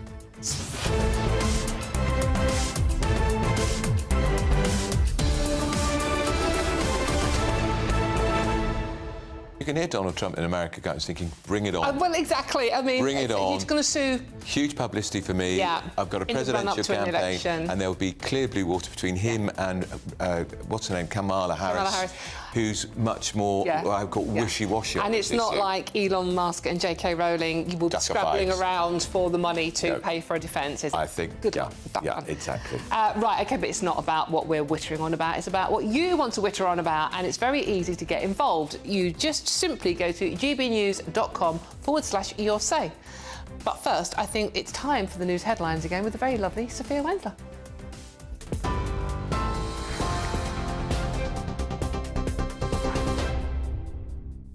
Dawn, Andrew, thank you. Good morning from the GB Newsroom. It's just gone 11 o'clock. Your top story this hour. The Russian city of Belgorod has declared a state of emergency after Ukraine launched a surprise offensive that Zelensky has admitted was easy and met with little resistance. Ukraine has since claimed 1,000 kilometres of Russian land. The Belgorod region governor says daily Ukrainian shelling is destroying homes and killing civilians. Russia said its forces had contained the Ukrainian army's advance actions in the Kursk region, but Ukraine claimed to have controlled more territory in the past 24 hours. Evening Standard defence editor Robert Fox says Ukraine wants to keep the Russians guessing. They're probing, they're pushing, yes. You said they've got into the Kursk pocket. Zelensky admitted with great ease. They're now probing now away to the south and the east to Belgorod, which is where all this started, keeping the Russians guessing again. The game at the moment is to throw the Russians off balance for as much as possible. Back in the UK, the latest figures show inflation rose for the first time this year to 2.2% in the 12 months to July. The figures are up from 2% in June, and the increase was widely predicted and is largely due to prices of gas and electricity falling by less than they did a year before.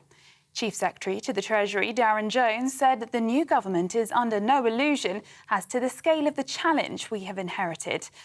Local people in Birmingham have been reacting to the news. Small increase, but it's massive. Not a lot of people can already afford food. I've got a decent job myself, so I struggle as it is. So I only worry about the people on universal credit or the little part-time jobs who have to actually look after kids. So inflation's really affecting me because I'm homeless, right? Because I'm struggling to live day by day because of inflation, right? Because to afford anything whilst you're on universal credit, it's very difficult. Now, more talks are underway today in a bid to resolve the long-running train drivers' pay dispute. Leaders of the Drivers' Union ASLEF have been meeting with officials at the Department for Transport for the second time since Labour won the general election. ASLEF General Secretary Mick Whelan has previously expressed optimism that a deal on the pay can be achieved now that constructive talks are being held. Dead fish have reportedly been pictured in a canal that is being tested for sodium cyanide after a toxic chemical spill in the West Midlands. Walsall Council said the Environment Agency told it about a spillage that went directly into the canal at Pleck on Monday. A major incident has now been declared and people are being warned to avoid the 12-mile stretch of canal leading to Birmingham. Sodium cyanide causes headaches, nausea, changes in heart rate and a loss of consciousness. The council have assured, though, that the drinking water will not be affected by the incident. In other news, violent attacks against women on British railways have more than doubled since 2021. That's according to new data. The number of crimes against women and girls rose by 50% and the number of sexual offences jumped 10%. Unacceptable behaviour such as touching, upskirting or indecent exposure is being experienced by more women than ever, with 51% of female victims stating that another passenger intervened to try and help. Jess Phillips, the Minister for Safeguarding and Violence Against Women and Girls, described the level of violence, harassment and sexual offences against women on public transport as unacceptable. A new report says young people are studying a narrowing range of subjects after the age of 16, with the arts taking a particular hit. The findings have been published as students across England, Wales and Northern Ireland are due to receive their A-level results tomorrow. The take-up of humanities and arts subjects has dropped substantially, which they say risks having profound impacts on the future shape of these disciplines. And finding purpose in later life may prevent memory loss. That's according to a new study. It found older people who feel that their life lacks purpose may be more prone to memory loss and thinking problems as they age. Factors include relating positively to others, personal growth, self-acceptance, autonomy and mastery of one's environment. Those are the latest GB News headlines for now. I'm Sophia Wensler, more in half an hour. For the very latest GB News direct to your smartphone, sign up to News Alerts by scanning the QR code or go to gbnews.com/alerts.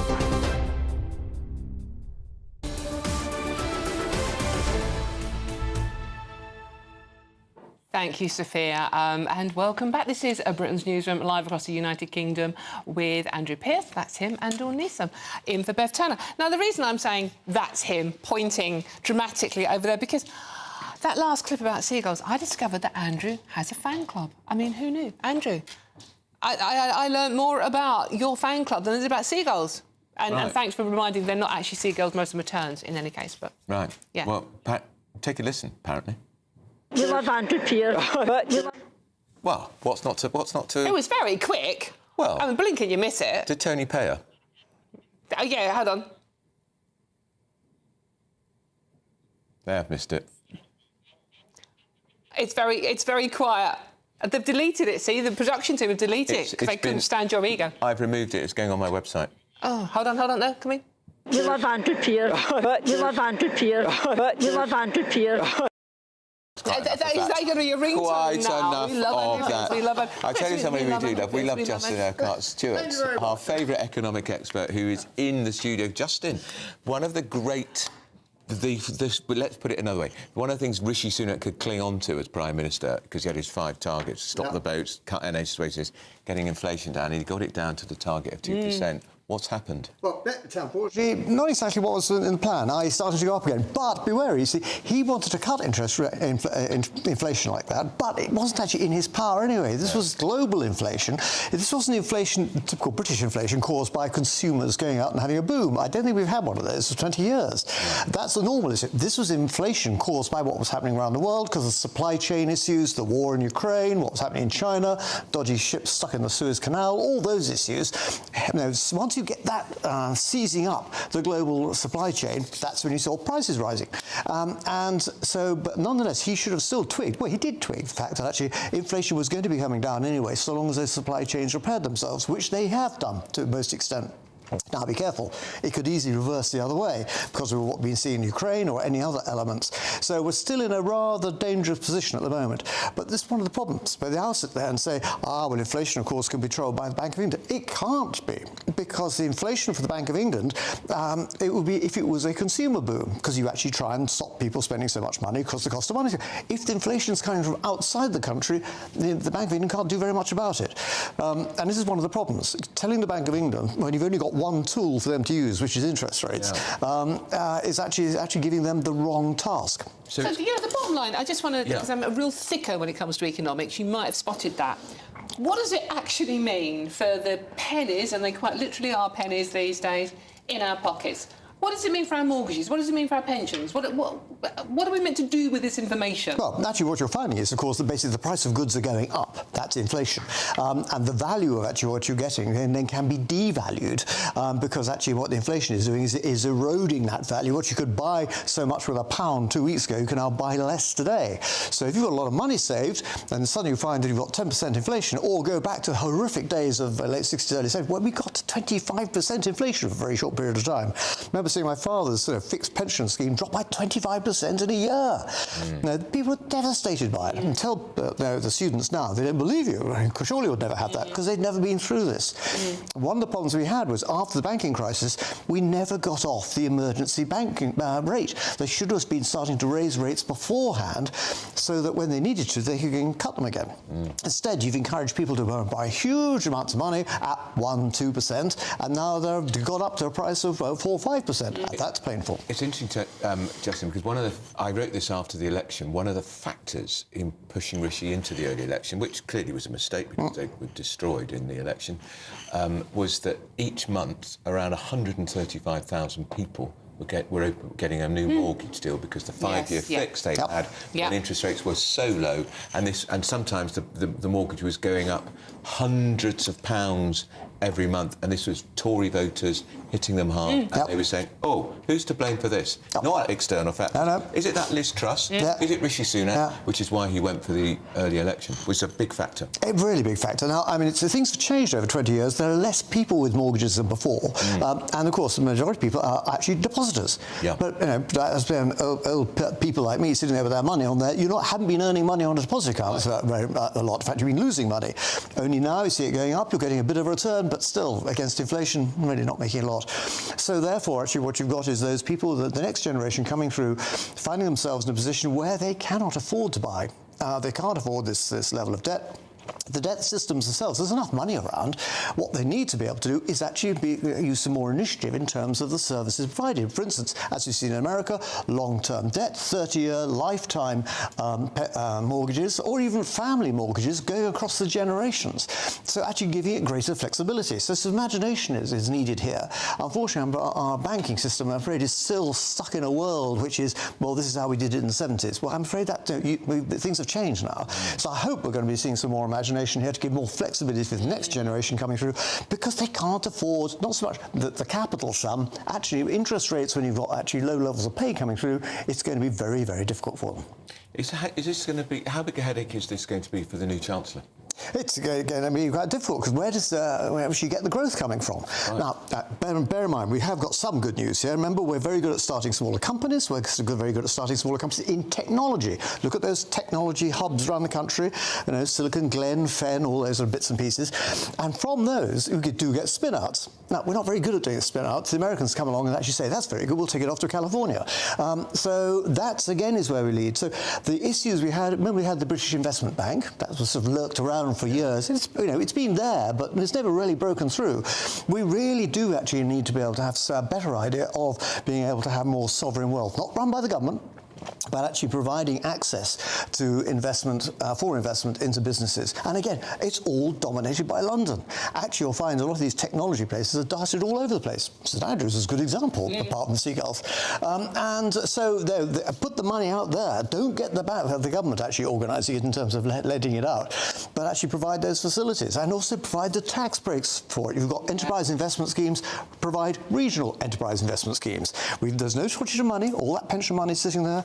But someone took the plumbing away. They changed the plumbing, so you don't get everything is now focused too much on London. All right. Justin Urquhart's bit. Even you can understand it now, can't Well, you? just about. It makes it crisp, sexy and full of impact. It's my favourite phrase when Justin comes on and talks economics. And he wears nice braces as well.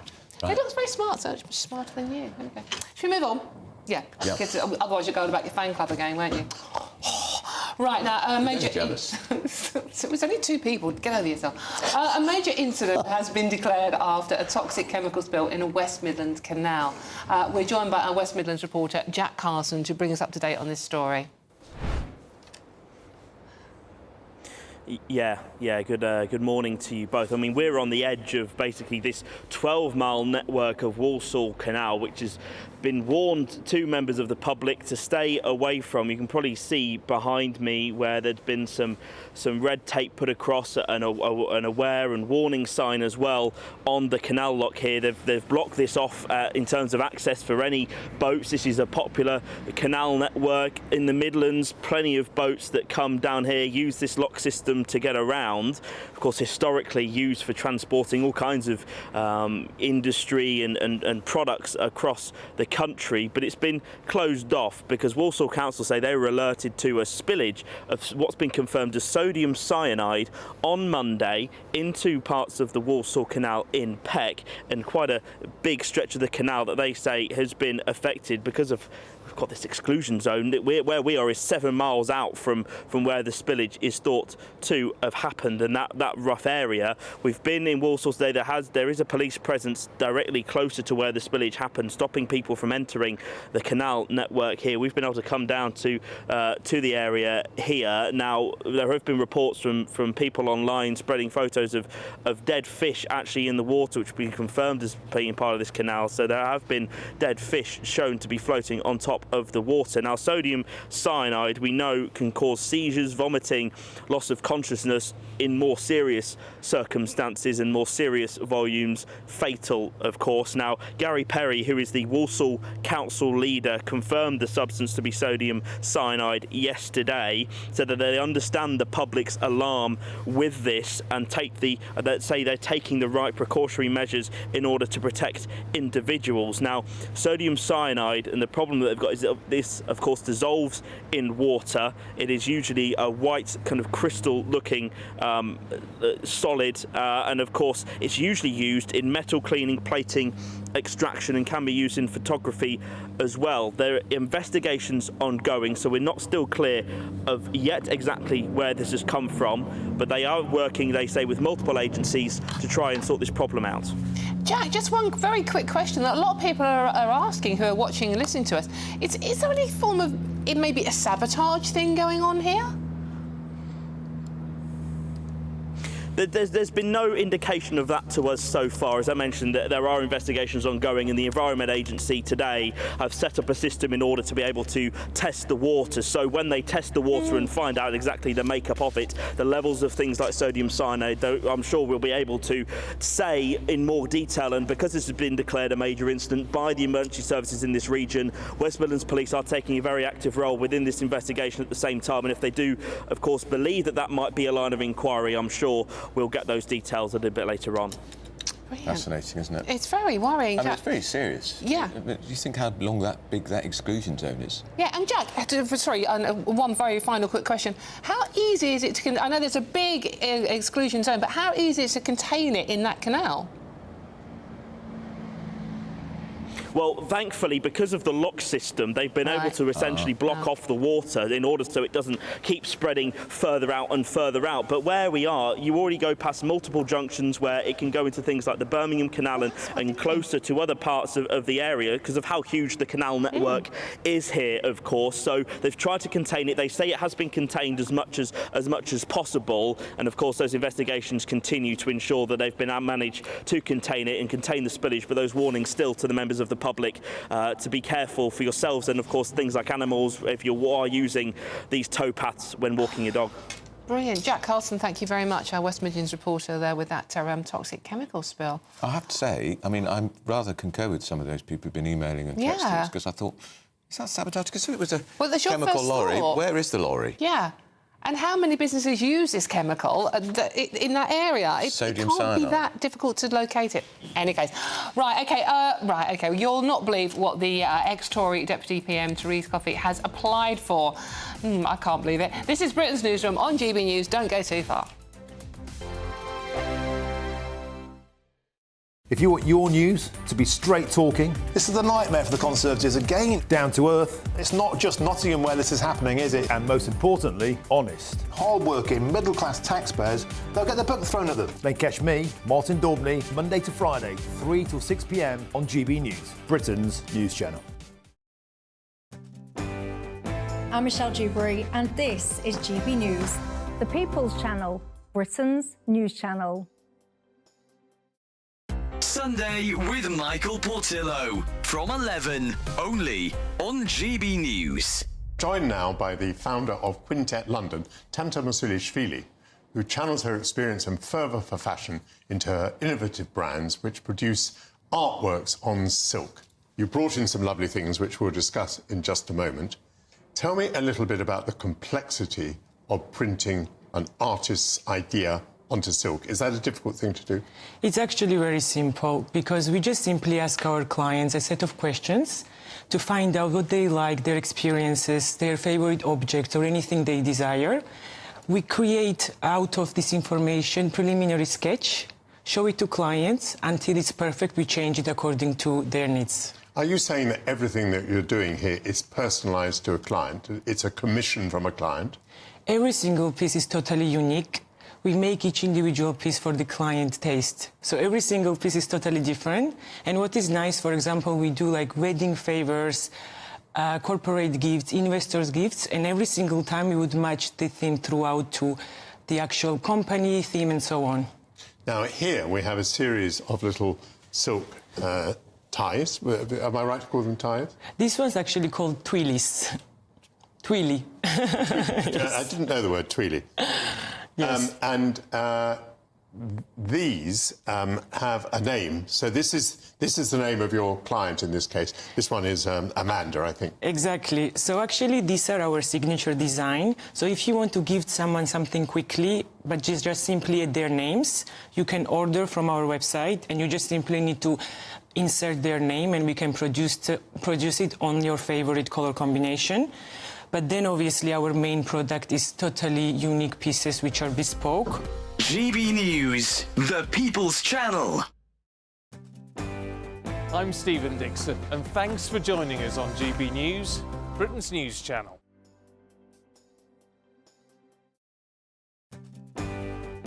I'm Mark Dolan, and this is GB News, the People's Channel, Britain's news channel. Hello there, I'm Eamon Holmes. Thank you for joining us on GB News, Britain's news channel.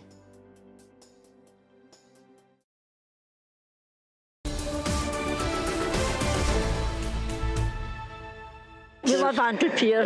You are wanted here. You are wanted here. I think we've seen that quite enough now. That God, just actually. shoot me now. Well, if you like. Who would you like to do it? We've got Stephen Pound here to do it, or Mike Parry. We've got the panel with us, and we are going to be talking Australia. Can I just ask, are you part of the Andrew Pearce fan club, gentlemen? Andrew Pearce fan club? Yeah. Listen, as a Fleet Street journalist, I have nothing but tremendous respect for Mr Pearce and for you, Dawn. Yeah. The only person on this panel who's not really in the clique and in the club is... I'm sorry, I've got former MP. I've heard that there is an unsigned copy of your book out there somewhere. I wouldn't know. Could we talk about the joys of Australia? Because apparently if you live in Australia, you live longer. Yeah, so well, are we all going to move there, then? Why would the Times put this on the front page of today's paper? No worries, mate. Head to Australia for a life 2 years longer. And so this is the hand of Murdoch, isn't it? Well... I mean, Murdoch is now 120 years old. Yes, but he's officially... Wife number 5. Yeah. But he's officially in America now, anyway. He gave up Australia the day he wanted to to invent Fox TV and thought, I don't want to be Australian anymore. But listen, years ago when I went to Australia, I thought it was the most fun country in the world, OK? Sydney in particular. And I'd go out and I'd party all night and then wake up, you know, 6:30 a.m. on Bondi Beach and all that kind of stuff. The middle-aged babe mag. Yeah, the middle-aged babe mag. But the last time I went, about 3 years ago, it's now one of the most woke countries in the world. No. All the bars in Sydney close at 10:30 at night, OK? They've got all these stupid speed restrictions all over the place. There's notices all over the place. In a pizza shop, don't buy too much pizza. You shouldn't gorge yourself on pizza. Really? Nanny states. And can I say this, and this is an apology in advance to any Australian friends I've got, have you ever really met an interesting Australian, apart from Mr. Rupert Murdoch, of course? Clive James. Well, he's not with us anymore, is he? Barry Humphries. You couldn't put Rolf Harris in that category anymore, could you? But I mean, there used to be a marvellously right-wing politician called Pauline Hanson. I remember. And Pauline Hanson, she was working with John Bjelke-Petersen in Queensland. He was a terrible old racist. She actually said, "How dare you say I'm homophobic? My house is immaculate." Oh, yeah. God. But the problem with Australia is that it's a huge landmass, but only about 5% of it is habitable. I know. So the rest of it, nothing happens. And if you ever end up in sort of Alice Springs or something like that, you literally go back about 6 generations to what life used to be like at the turn of the 20th century. But the trouble is, getting back to the theme of old people, I mean, my perception of Australia was always formed by Skippy the bush kangaroo. What's that, Skippy? Yeah. They're strapped down the old opal mine? or Neighbours. Flying Doctor. You are showing your age. Wallumboola based the Flying Doctor. Mrs Mackenzie's looking a bit crooked. But you've forgotten the fashion leaders of the day. Daktari. Wasn't Daktari the home of the cross-eyed lion? Oh, no. Clarence the cross-eyed lion. This has been a presentation by the Australian Tourist. That's right. Don't go to Australia. I did go to Melbourne because Melbourne is described as the cultural icon in Australia. It was so boring. There was nothing to do. I agree. And the only theatre show that was on was the a regional tour of Greece. Yeah. Well, it is a very Greek city. Which is owned by Jeffrey Archer, by the way. Is you know, it really? Jeffrey Archer owns the touring rights of Greece I didn't know all that. around the world. Yeah, he owns it. I know that Tony Hancock went to Australia and he died there, didn't he? Yes, he did. Yes, he did. We should give Australia some positives from this report. A study has found Australians outlive their peers in wealthy English-speaking countries, including Britain, America, Canada, Ireland and New Zealand. It's the outdoor life. It's the outdoor life, but in all those other countries, there's more sort of commerce, there's more culture, there's more going on, and I think people in Australia have extended lives through sheer boredom. Well, isn't that the thing about, you know, if you give up smoking, you give up sort of wild sex, you give up partying, you know, you may not live longer. Did you ever have wild sex to give feel- up? Did you ever have wild sex to give up? Well, I don't Can we know. clarify? Can we get Mrs. Pound on the line? I've still got the scratches on it. Stop! Enough! That's all right. I shouldn't have asked that question. No, exactly. In any case, I want to ask the question, Ian. If you were steady on you, if you were going to go to Australia, would you, as men of a certain age, wear flip-flops? No. Now, this is a very good They story. call them thongs, don't forget. And I would not wear Don't thongs. you start again. But they are. That's what Australians call flip-flops. You've hit her on a very good story. I saw that this morning, a report that flip-flops are the new fashion shoe and all that. Not for me. Well, I tell you what, I've seen a report, I did this about a year ago, that flip-flops are the most dangerous form of footwear you can possibly wear. Not only are they damaging your legs by the fact you have to use muscles to keep them attached to your feet, but they're unstable, that people slip on rocks. Honestly, there is a catalogue of terrible injuries that people have suffered, and I thought it was irresponsible for the feature I read this morning not to point out there is a catalogue of terrible injuries that people Hang incur on a wearing second. flip-flops. As a former politician, I'm very familiar with flip-flops, but Particularly under your current Labour leader. But surely the king most of the dangerous flip-flop. one to be Jimmy Shoes or Christian Louboutins. I'm just glancing down. No. No, these are very, very safe. Right, These are very she safe. likes showing her leg off. Come on, let's see them. Well, I can't get my leg over in these trousers. Look at that shoe. Look at Now, is that more dangerous than a flip-flop? I would say yes. Did you know it's not in even... Australia, they do actually have high-heeled shoe races. They have women racing in high-heeled shoes. It's a thing every year. How do you know this much information? Well, because Australia's so boring. Did you know that it's not against the law to drive in flip-flops in this country? That's and of course crazy. it should And be. it should be. It should be. Of course it people should, have- because your feet... Do you know a flip-flop is only attached to the human body by about 1/3 of a square inch of plastic? We've touched a nerve here, haven't we? We really have. Between your big toe and your toe next to it. They are immensely dangerous, and my advice to all the millions of listeners watching this is don't wear flip-flops except on a sandy beach. Good, good. Or on a pebbly beach, actually. Sorry? Or on a pebbly beach, because it protects your feet as you go in the sea. Pebbly beach, sandy beach, but don't wear them anywhere near a road. Or anywhere near seagulls. Or anywhere near seagulls. Or Andrew Pearce fans. But, you know, you can pay nearly £800 for flip-flops now. Well, you must be unless you're mad. Yes, you must be mad. I would go and get some treatment for anybody who thinks that paying £800 for a flip-flop is a good idea. Yeah. How much did you pay for those shoes, by the way? They were half price in the sale, and I'm not going there. My husband's watching. Right. Oh, right. I can remember on an embarrassing occasion, I was introduced to an Italian lady of a certain age, and I was admiring her crocodile skin shoes, and she said, dear. Actually, I'm in bare feet. Your jokes actually get worse every week. This is a charmer. Can you change the subject for us, Mike? Of course please, we can rely on you to change the subject and raise the tone. Tesco Force supports anti-shoplift tags on tea bags. What? Yes. Oh, yeah. And the tea is, in fact, Yorkshire tea. Which is the best tea? My favourite tea. My favourite. I don't want people going around nicking tea, but the thing is that it's not just tea bags now. This is an illustration of how serious it's getting.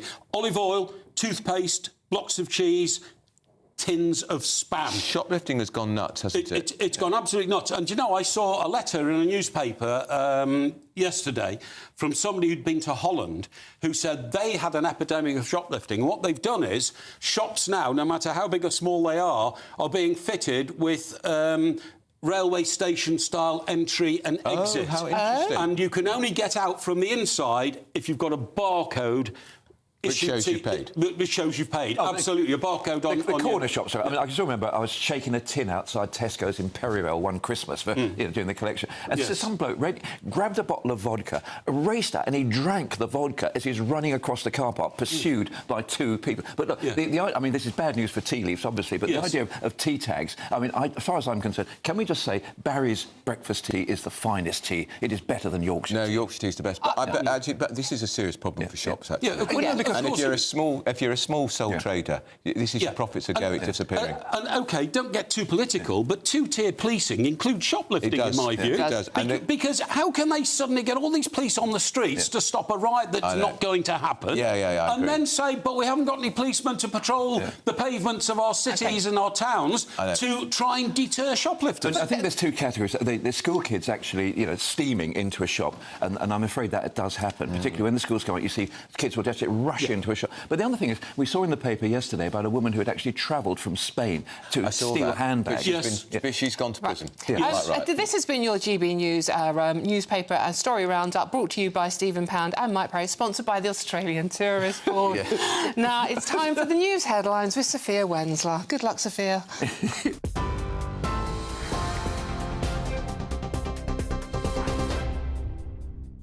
Dawn, thank you. It's 11:31. I'm Sophia Wensler in the GB Newsroom.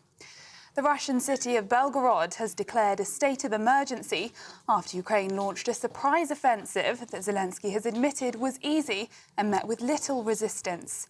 Ukraine has since claimed 1,000 kilometres of Russian land. Moscow said its forces had contained the Ukrainian army's advance actions in the Kursk region, but Ukraine claimed to have controlled more territory in the past 24 hours. Evening Standard defence editor Robert Fox says Ukraine wants to keep the Russians guessing. They're probing, they're pushing, yes. You said they've got into the Kursk pocket. Zelensky admitted with great ease. They're now probing now away to the south and the east to Belgorod, which is where all this started, keeping the Russians guessing again. The game at the moment is to throw the Russians off balance for as much as possible. Now, the latest figures show inflation rose for the first time this year to 2.2% in the 12 months to July. Figures are up from 2% in June. The increase was widely predicted and is largely due to prices of gas and electricity falling by less than they did a year before. Darren Jones, Chief Secretary to the Treasury, said the new government is under no illusion as to the scale of the challenge we have inherited. A major incident has been declared after a toxic chemical spill in a West Midlands canal. Walsall Council said the Environment Agency told it about a spillage that went directly into the canal at Plec on Monday. The canal water is now being tested for sodium cyanide, which can cause headaches, nausea, changes in heart rate and a loss of consciousness. The public have been warned to avoid the 12-mile stretch of the canal that runs to Birmingham. Those are the latest GB News headlines for now. I'm Sophia Wensler. More in half an hour. For the very latest GB News direct to your smartphone, sign up to News Alerts by scanning the QR code or go to gbnews.com/alerts. Cheers Britannia Wine Club proudly sponsors the GB News Financial Report. And here's a quick snapshot of today's markets. The pound will buy you $1.2847 and €1.1656. The price of gold is £1,924.47 per ounce. And the FTSE 100's at 8,271 points. Cheers Britannia Wine Club proudly sponsors the GB News Financial Report.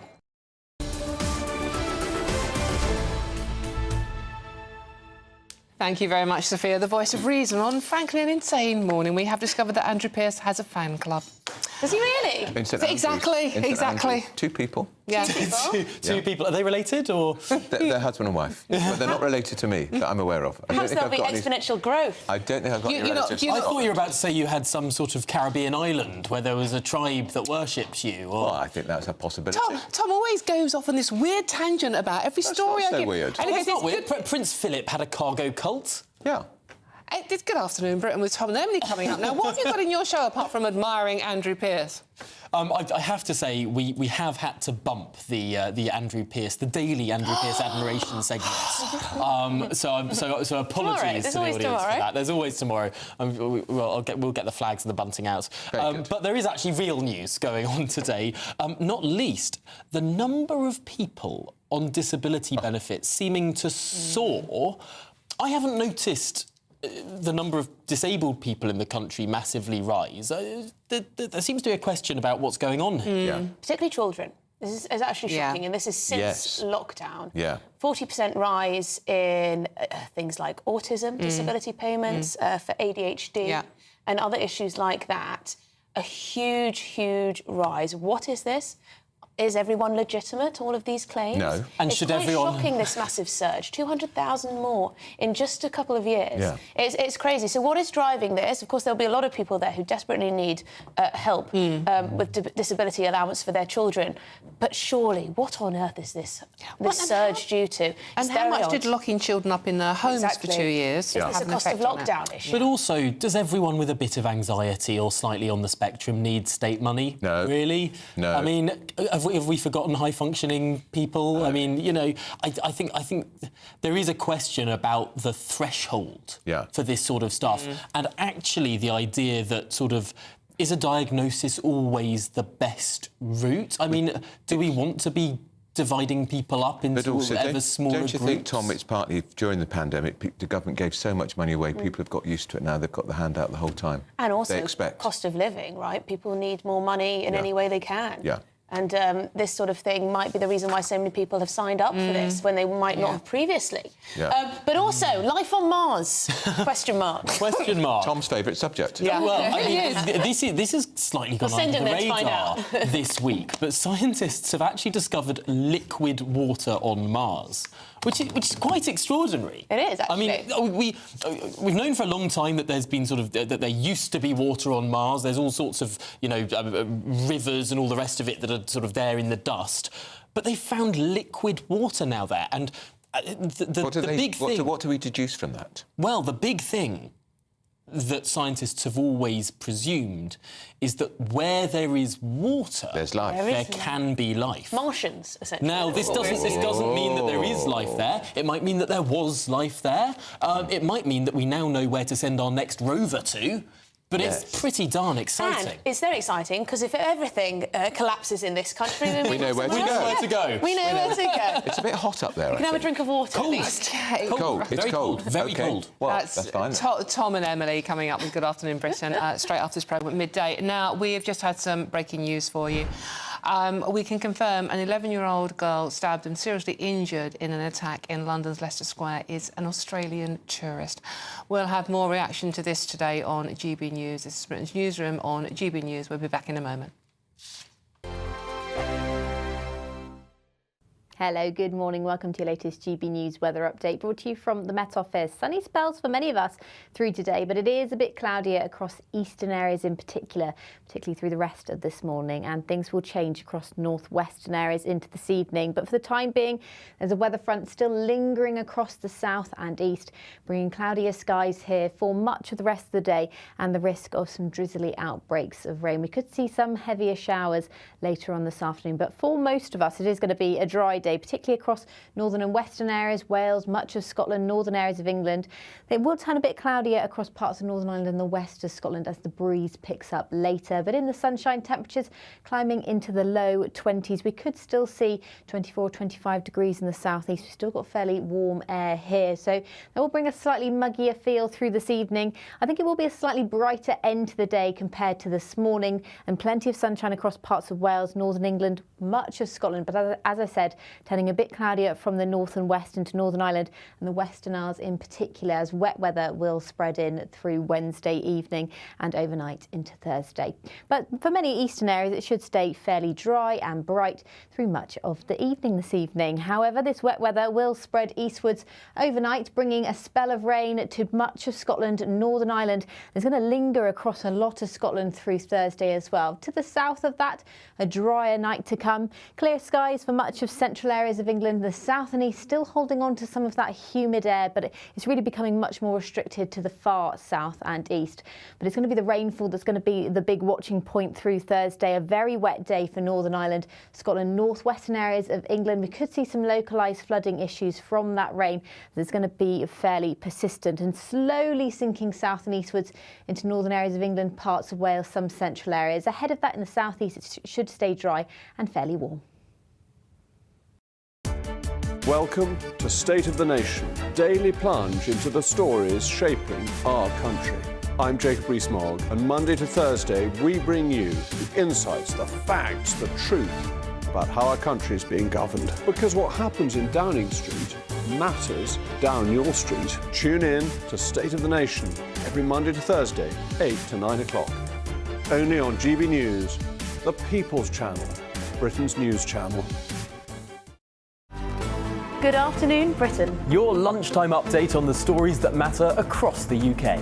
From breaking news and insightful analysis, inspiring stories and lively debates. You're comparing yourself to a former Prime Minister. Which is it? Stay informed, stay updated, stay entertained. I just don't know how anyone would not want to be there. Every weekday from midday. We are Good Afternoon Britain, only on GB News. Britain's news channel.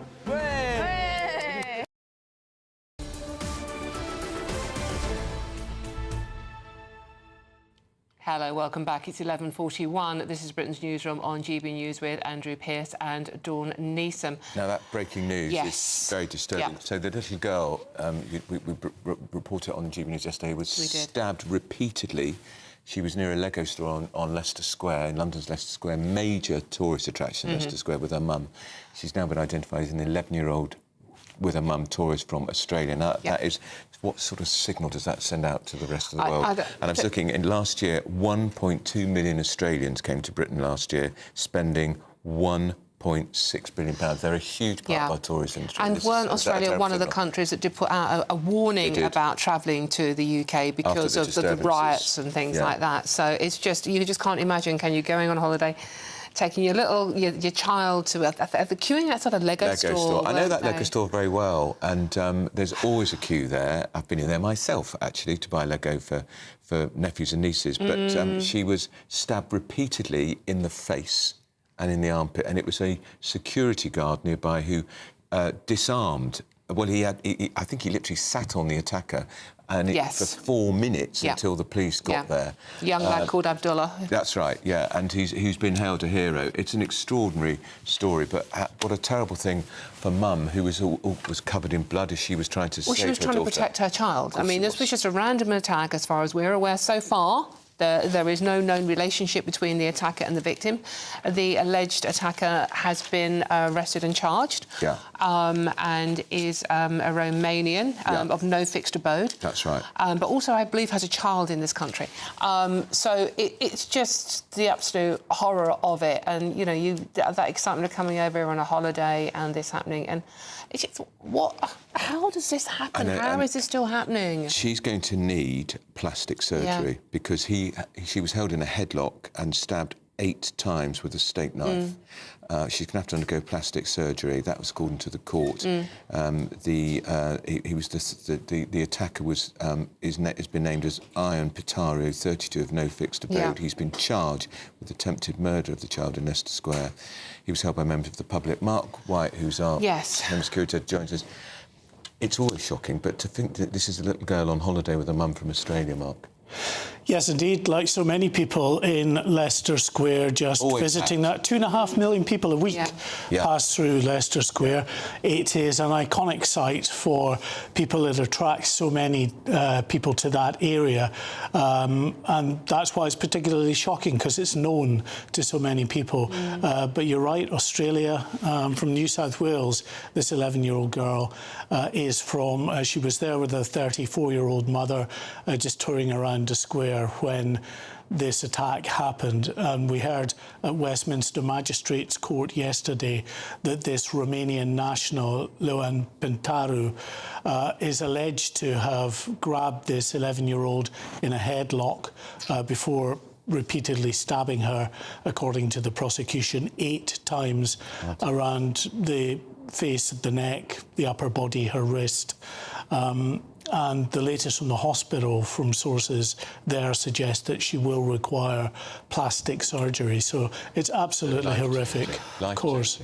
And, you know, that doesn't even begin to address the mental trauma that she will have suffered in this attack as well. It's a live case, of course, so we have to be a bit careful. But this 32-year-old Romanian national was remanded back into custody to appear at the Old Bailey. He'll appear at the Crown Court for his next court appearance. But as far as the motive is concerned, we didn't hear much about that. Police had said that they are not treating it as a terrorist attack, but quite what the motive is that will go eventually before the courts. We'll have to wait and see. But an absolutely horrific incident. Certainly is. That's Mark White. Plenty more to come. Don't go anywhere. This is Britain's Newsroom on GB News.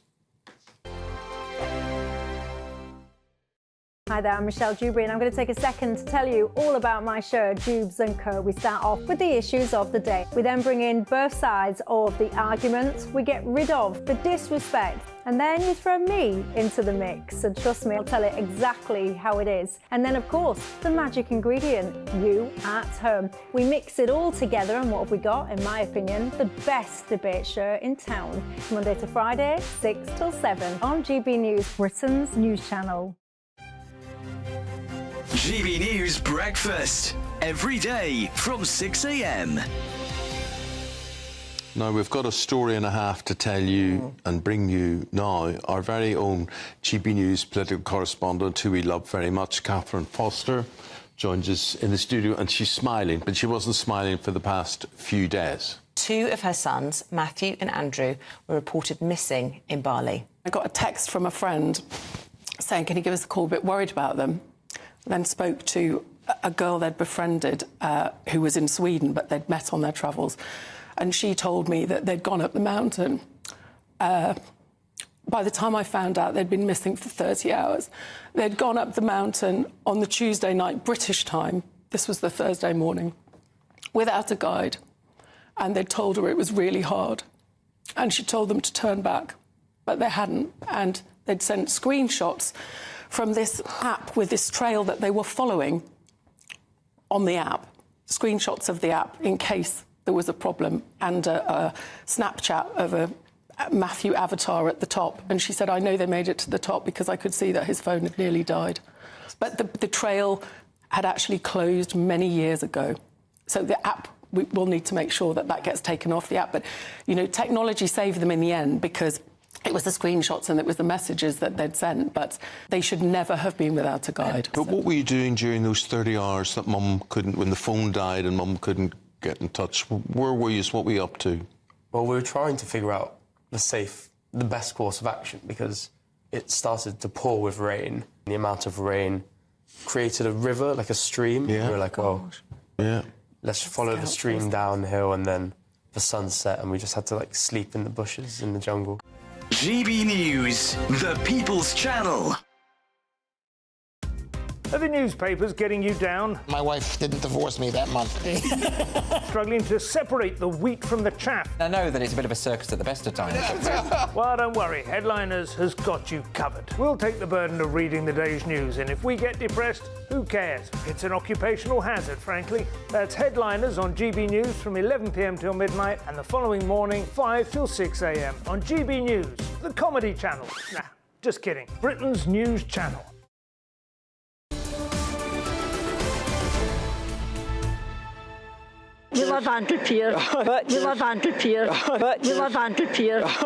Right, I think you said quite enough of that, thank you very much. Now, if you're a Scrabble fan, you may be interested to know there are 2,000 new entries to the Scrabble dictionary, which is presumably going to make it easier to play the game. So we're going to meet... So here we are, you're going to yeet my pen at these newbies changing the English language. Come on. This is a very serious sitch we find ourselves in.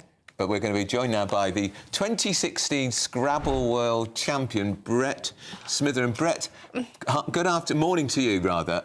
Help us out here. First of all, do we need 2,000 new words? And share some of them with us. Well, yeah, thanks for having me on.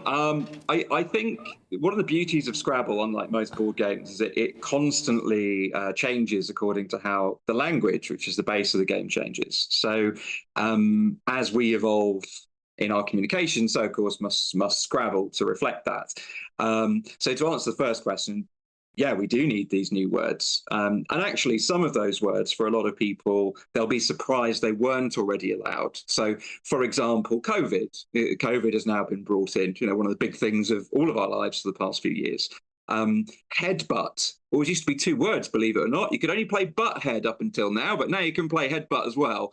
And things like sea lion, which is a famous phony that everyone thinks was one word, but is now actually one word. So a lot of these words that really should have been added sooner. There are a few, inevitably, that will cause outrage from people who are more traditionalist when they approach language. So things like UWU, believe it or not, or OWO, which are kind of, if you think about it, they look like faces. So they're on social media to express cuteness or surprise. I've just written that down, yeah. Yeah, they will be controversial, no doubt. But we have because they're not real words, are they?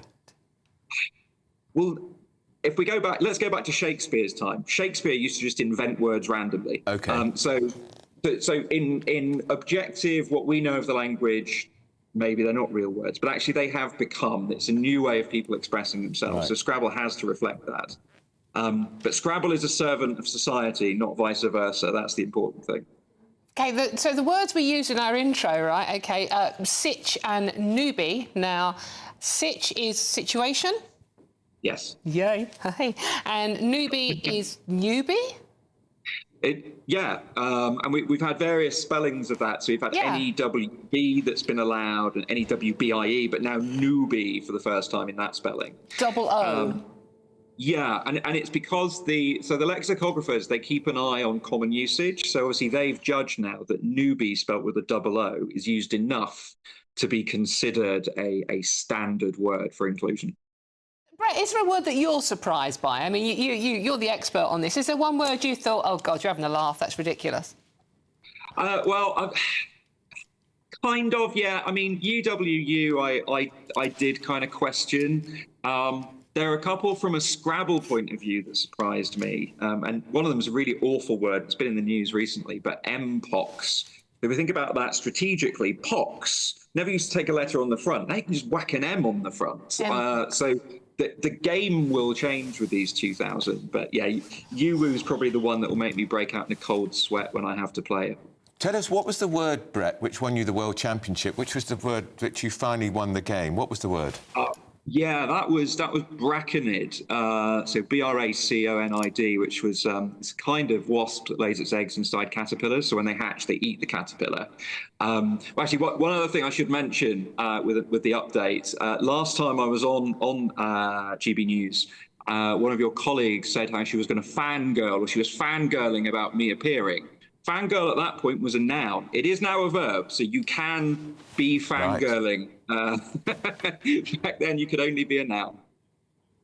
Brett, that's why he's the world world Scrabble champion, and we're not. Brett, thank you so much for joining us. And that word we won the world championship with, I've never heard of it. Me neither. Right, OK, we've got to go. Limited education. That's it from Britain's Newsroom. Up next, Good Afternoon Britain with Tom and Emily. On Good Afternoon Britain, much more on that developing news. We now know the 11-year-old girl stabbed in Leicester Square on Monday was an Australian citizen here on holiday. We'll have reaction from here and overseas. And we've seen a record high number, new official figures show a record high number of children on disability benefits, some with conditions such as ADHD and also autism. What exactly is driving this record surge? Looks like things are heating up.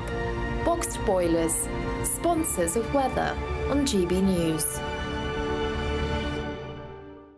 Morning, here's your Met Office weather forecast for GB News. We are going to see some wet and windy weather approaching northwestern parts tomorrow, but ahead of that through today there's a good deal of sunshine around for some of us, not all. Across central, southeastern parts of the UK it is going to be quite grey, quite cloudy through this morning, and there will be some drizzly rain, but some of that cloud and that rain is going to break up as we go into this afternoon, so some brightness developing, also some hefty showers possible too. Elsewhere towards the north and west, a good deal of dry and sunny weather around, and in the sunshine not feeling too bad. Temperatures generally getting into the high teens to low to mid 20s towards the south.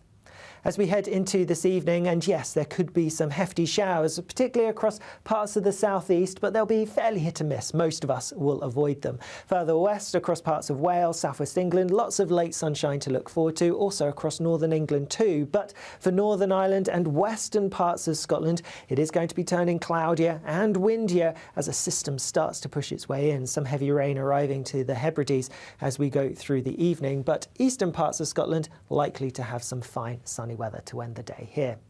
Overnight we are going to see more wet and windy weather spilling across parts of Scotland and Northern Ireland, so quite a blustery wet picture here, but otherwise across much of England and Wales, yes, some cloud towards western and northern parts and a few spots of rain. It is generally going to be largely dry with some clear skies, temperatures perhaps a little bit lower than some recent nights, so not too uncomfortable for sleeping. Through tomorrow we are going to have a very wet story across parts of Scotland, Northern Ireland and northwestern England too, even some rain feeding into parts of Wales too. Those rainfall totals could build up, could cause a little bit of localised disruption.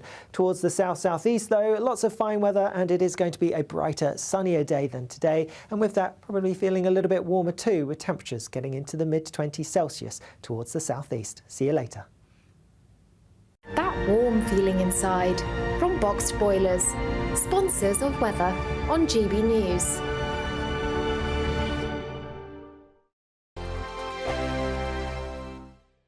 You really could become the next giveaway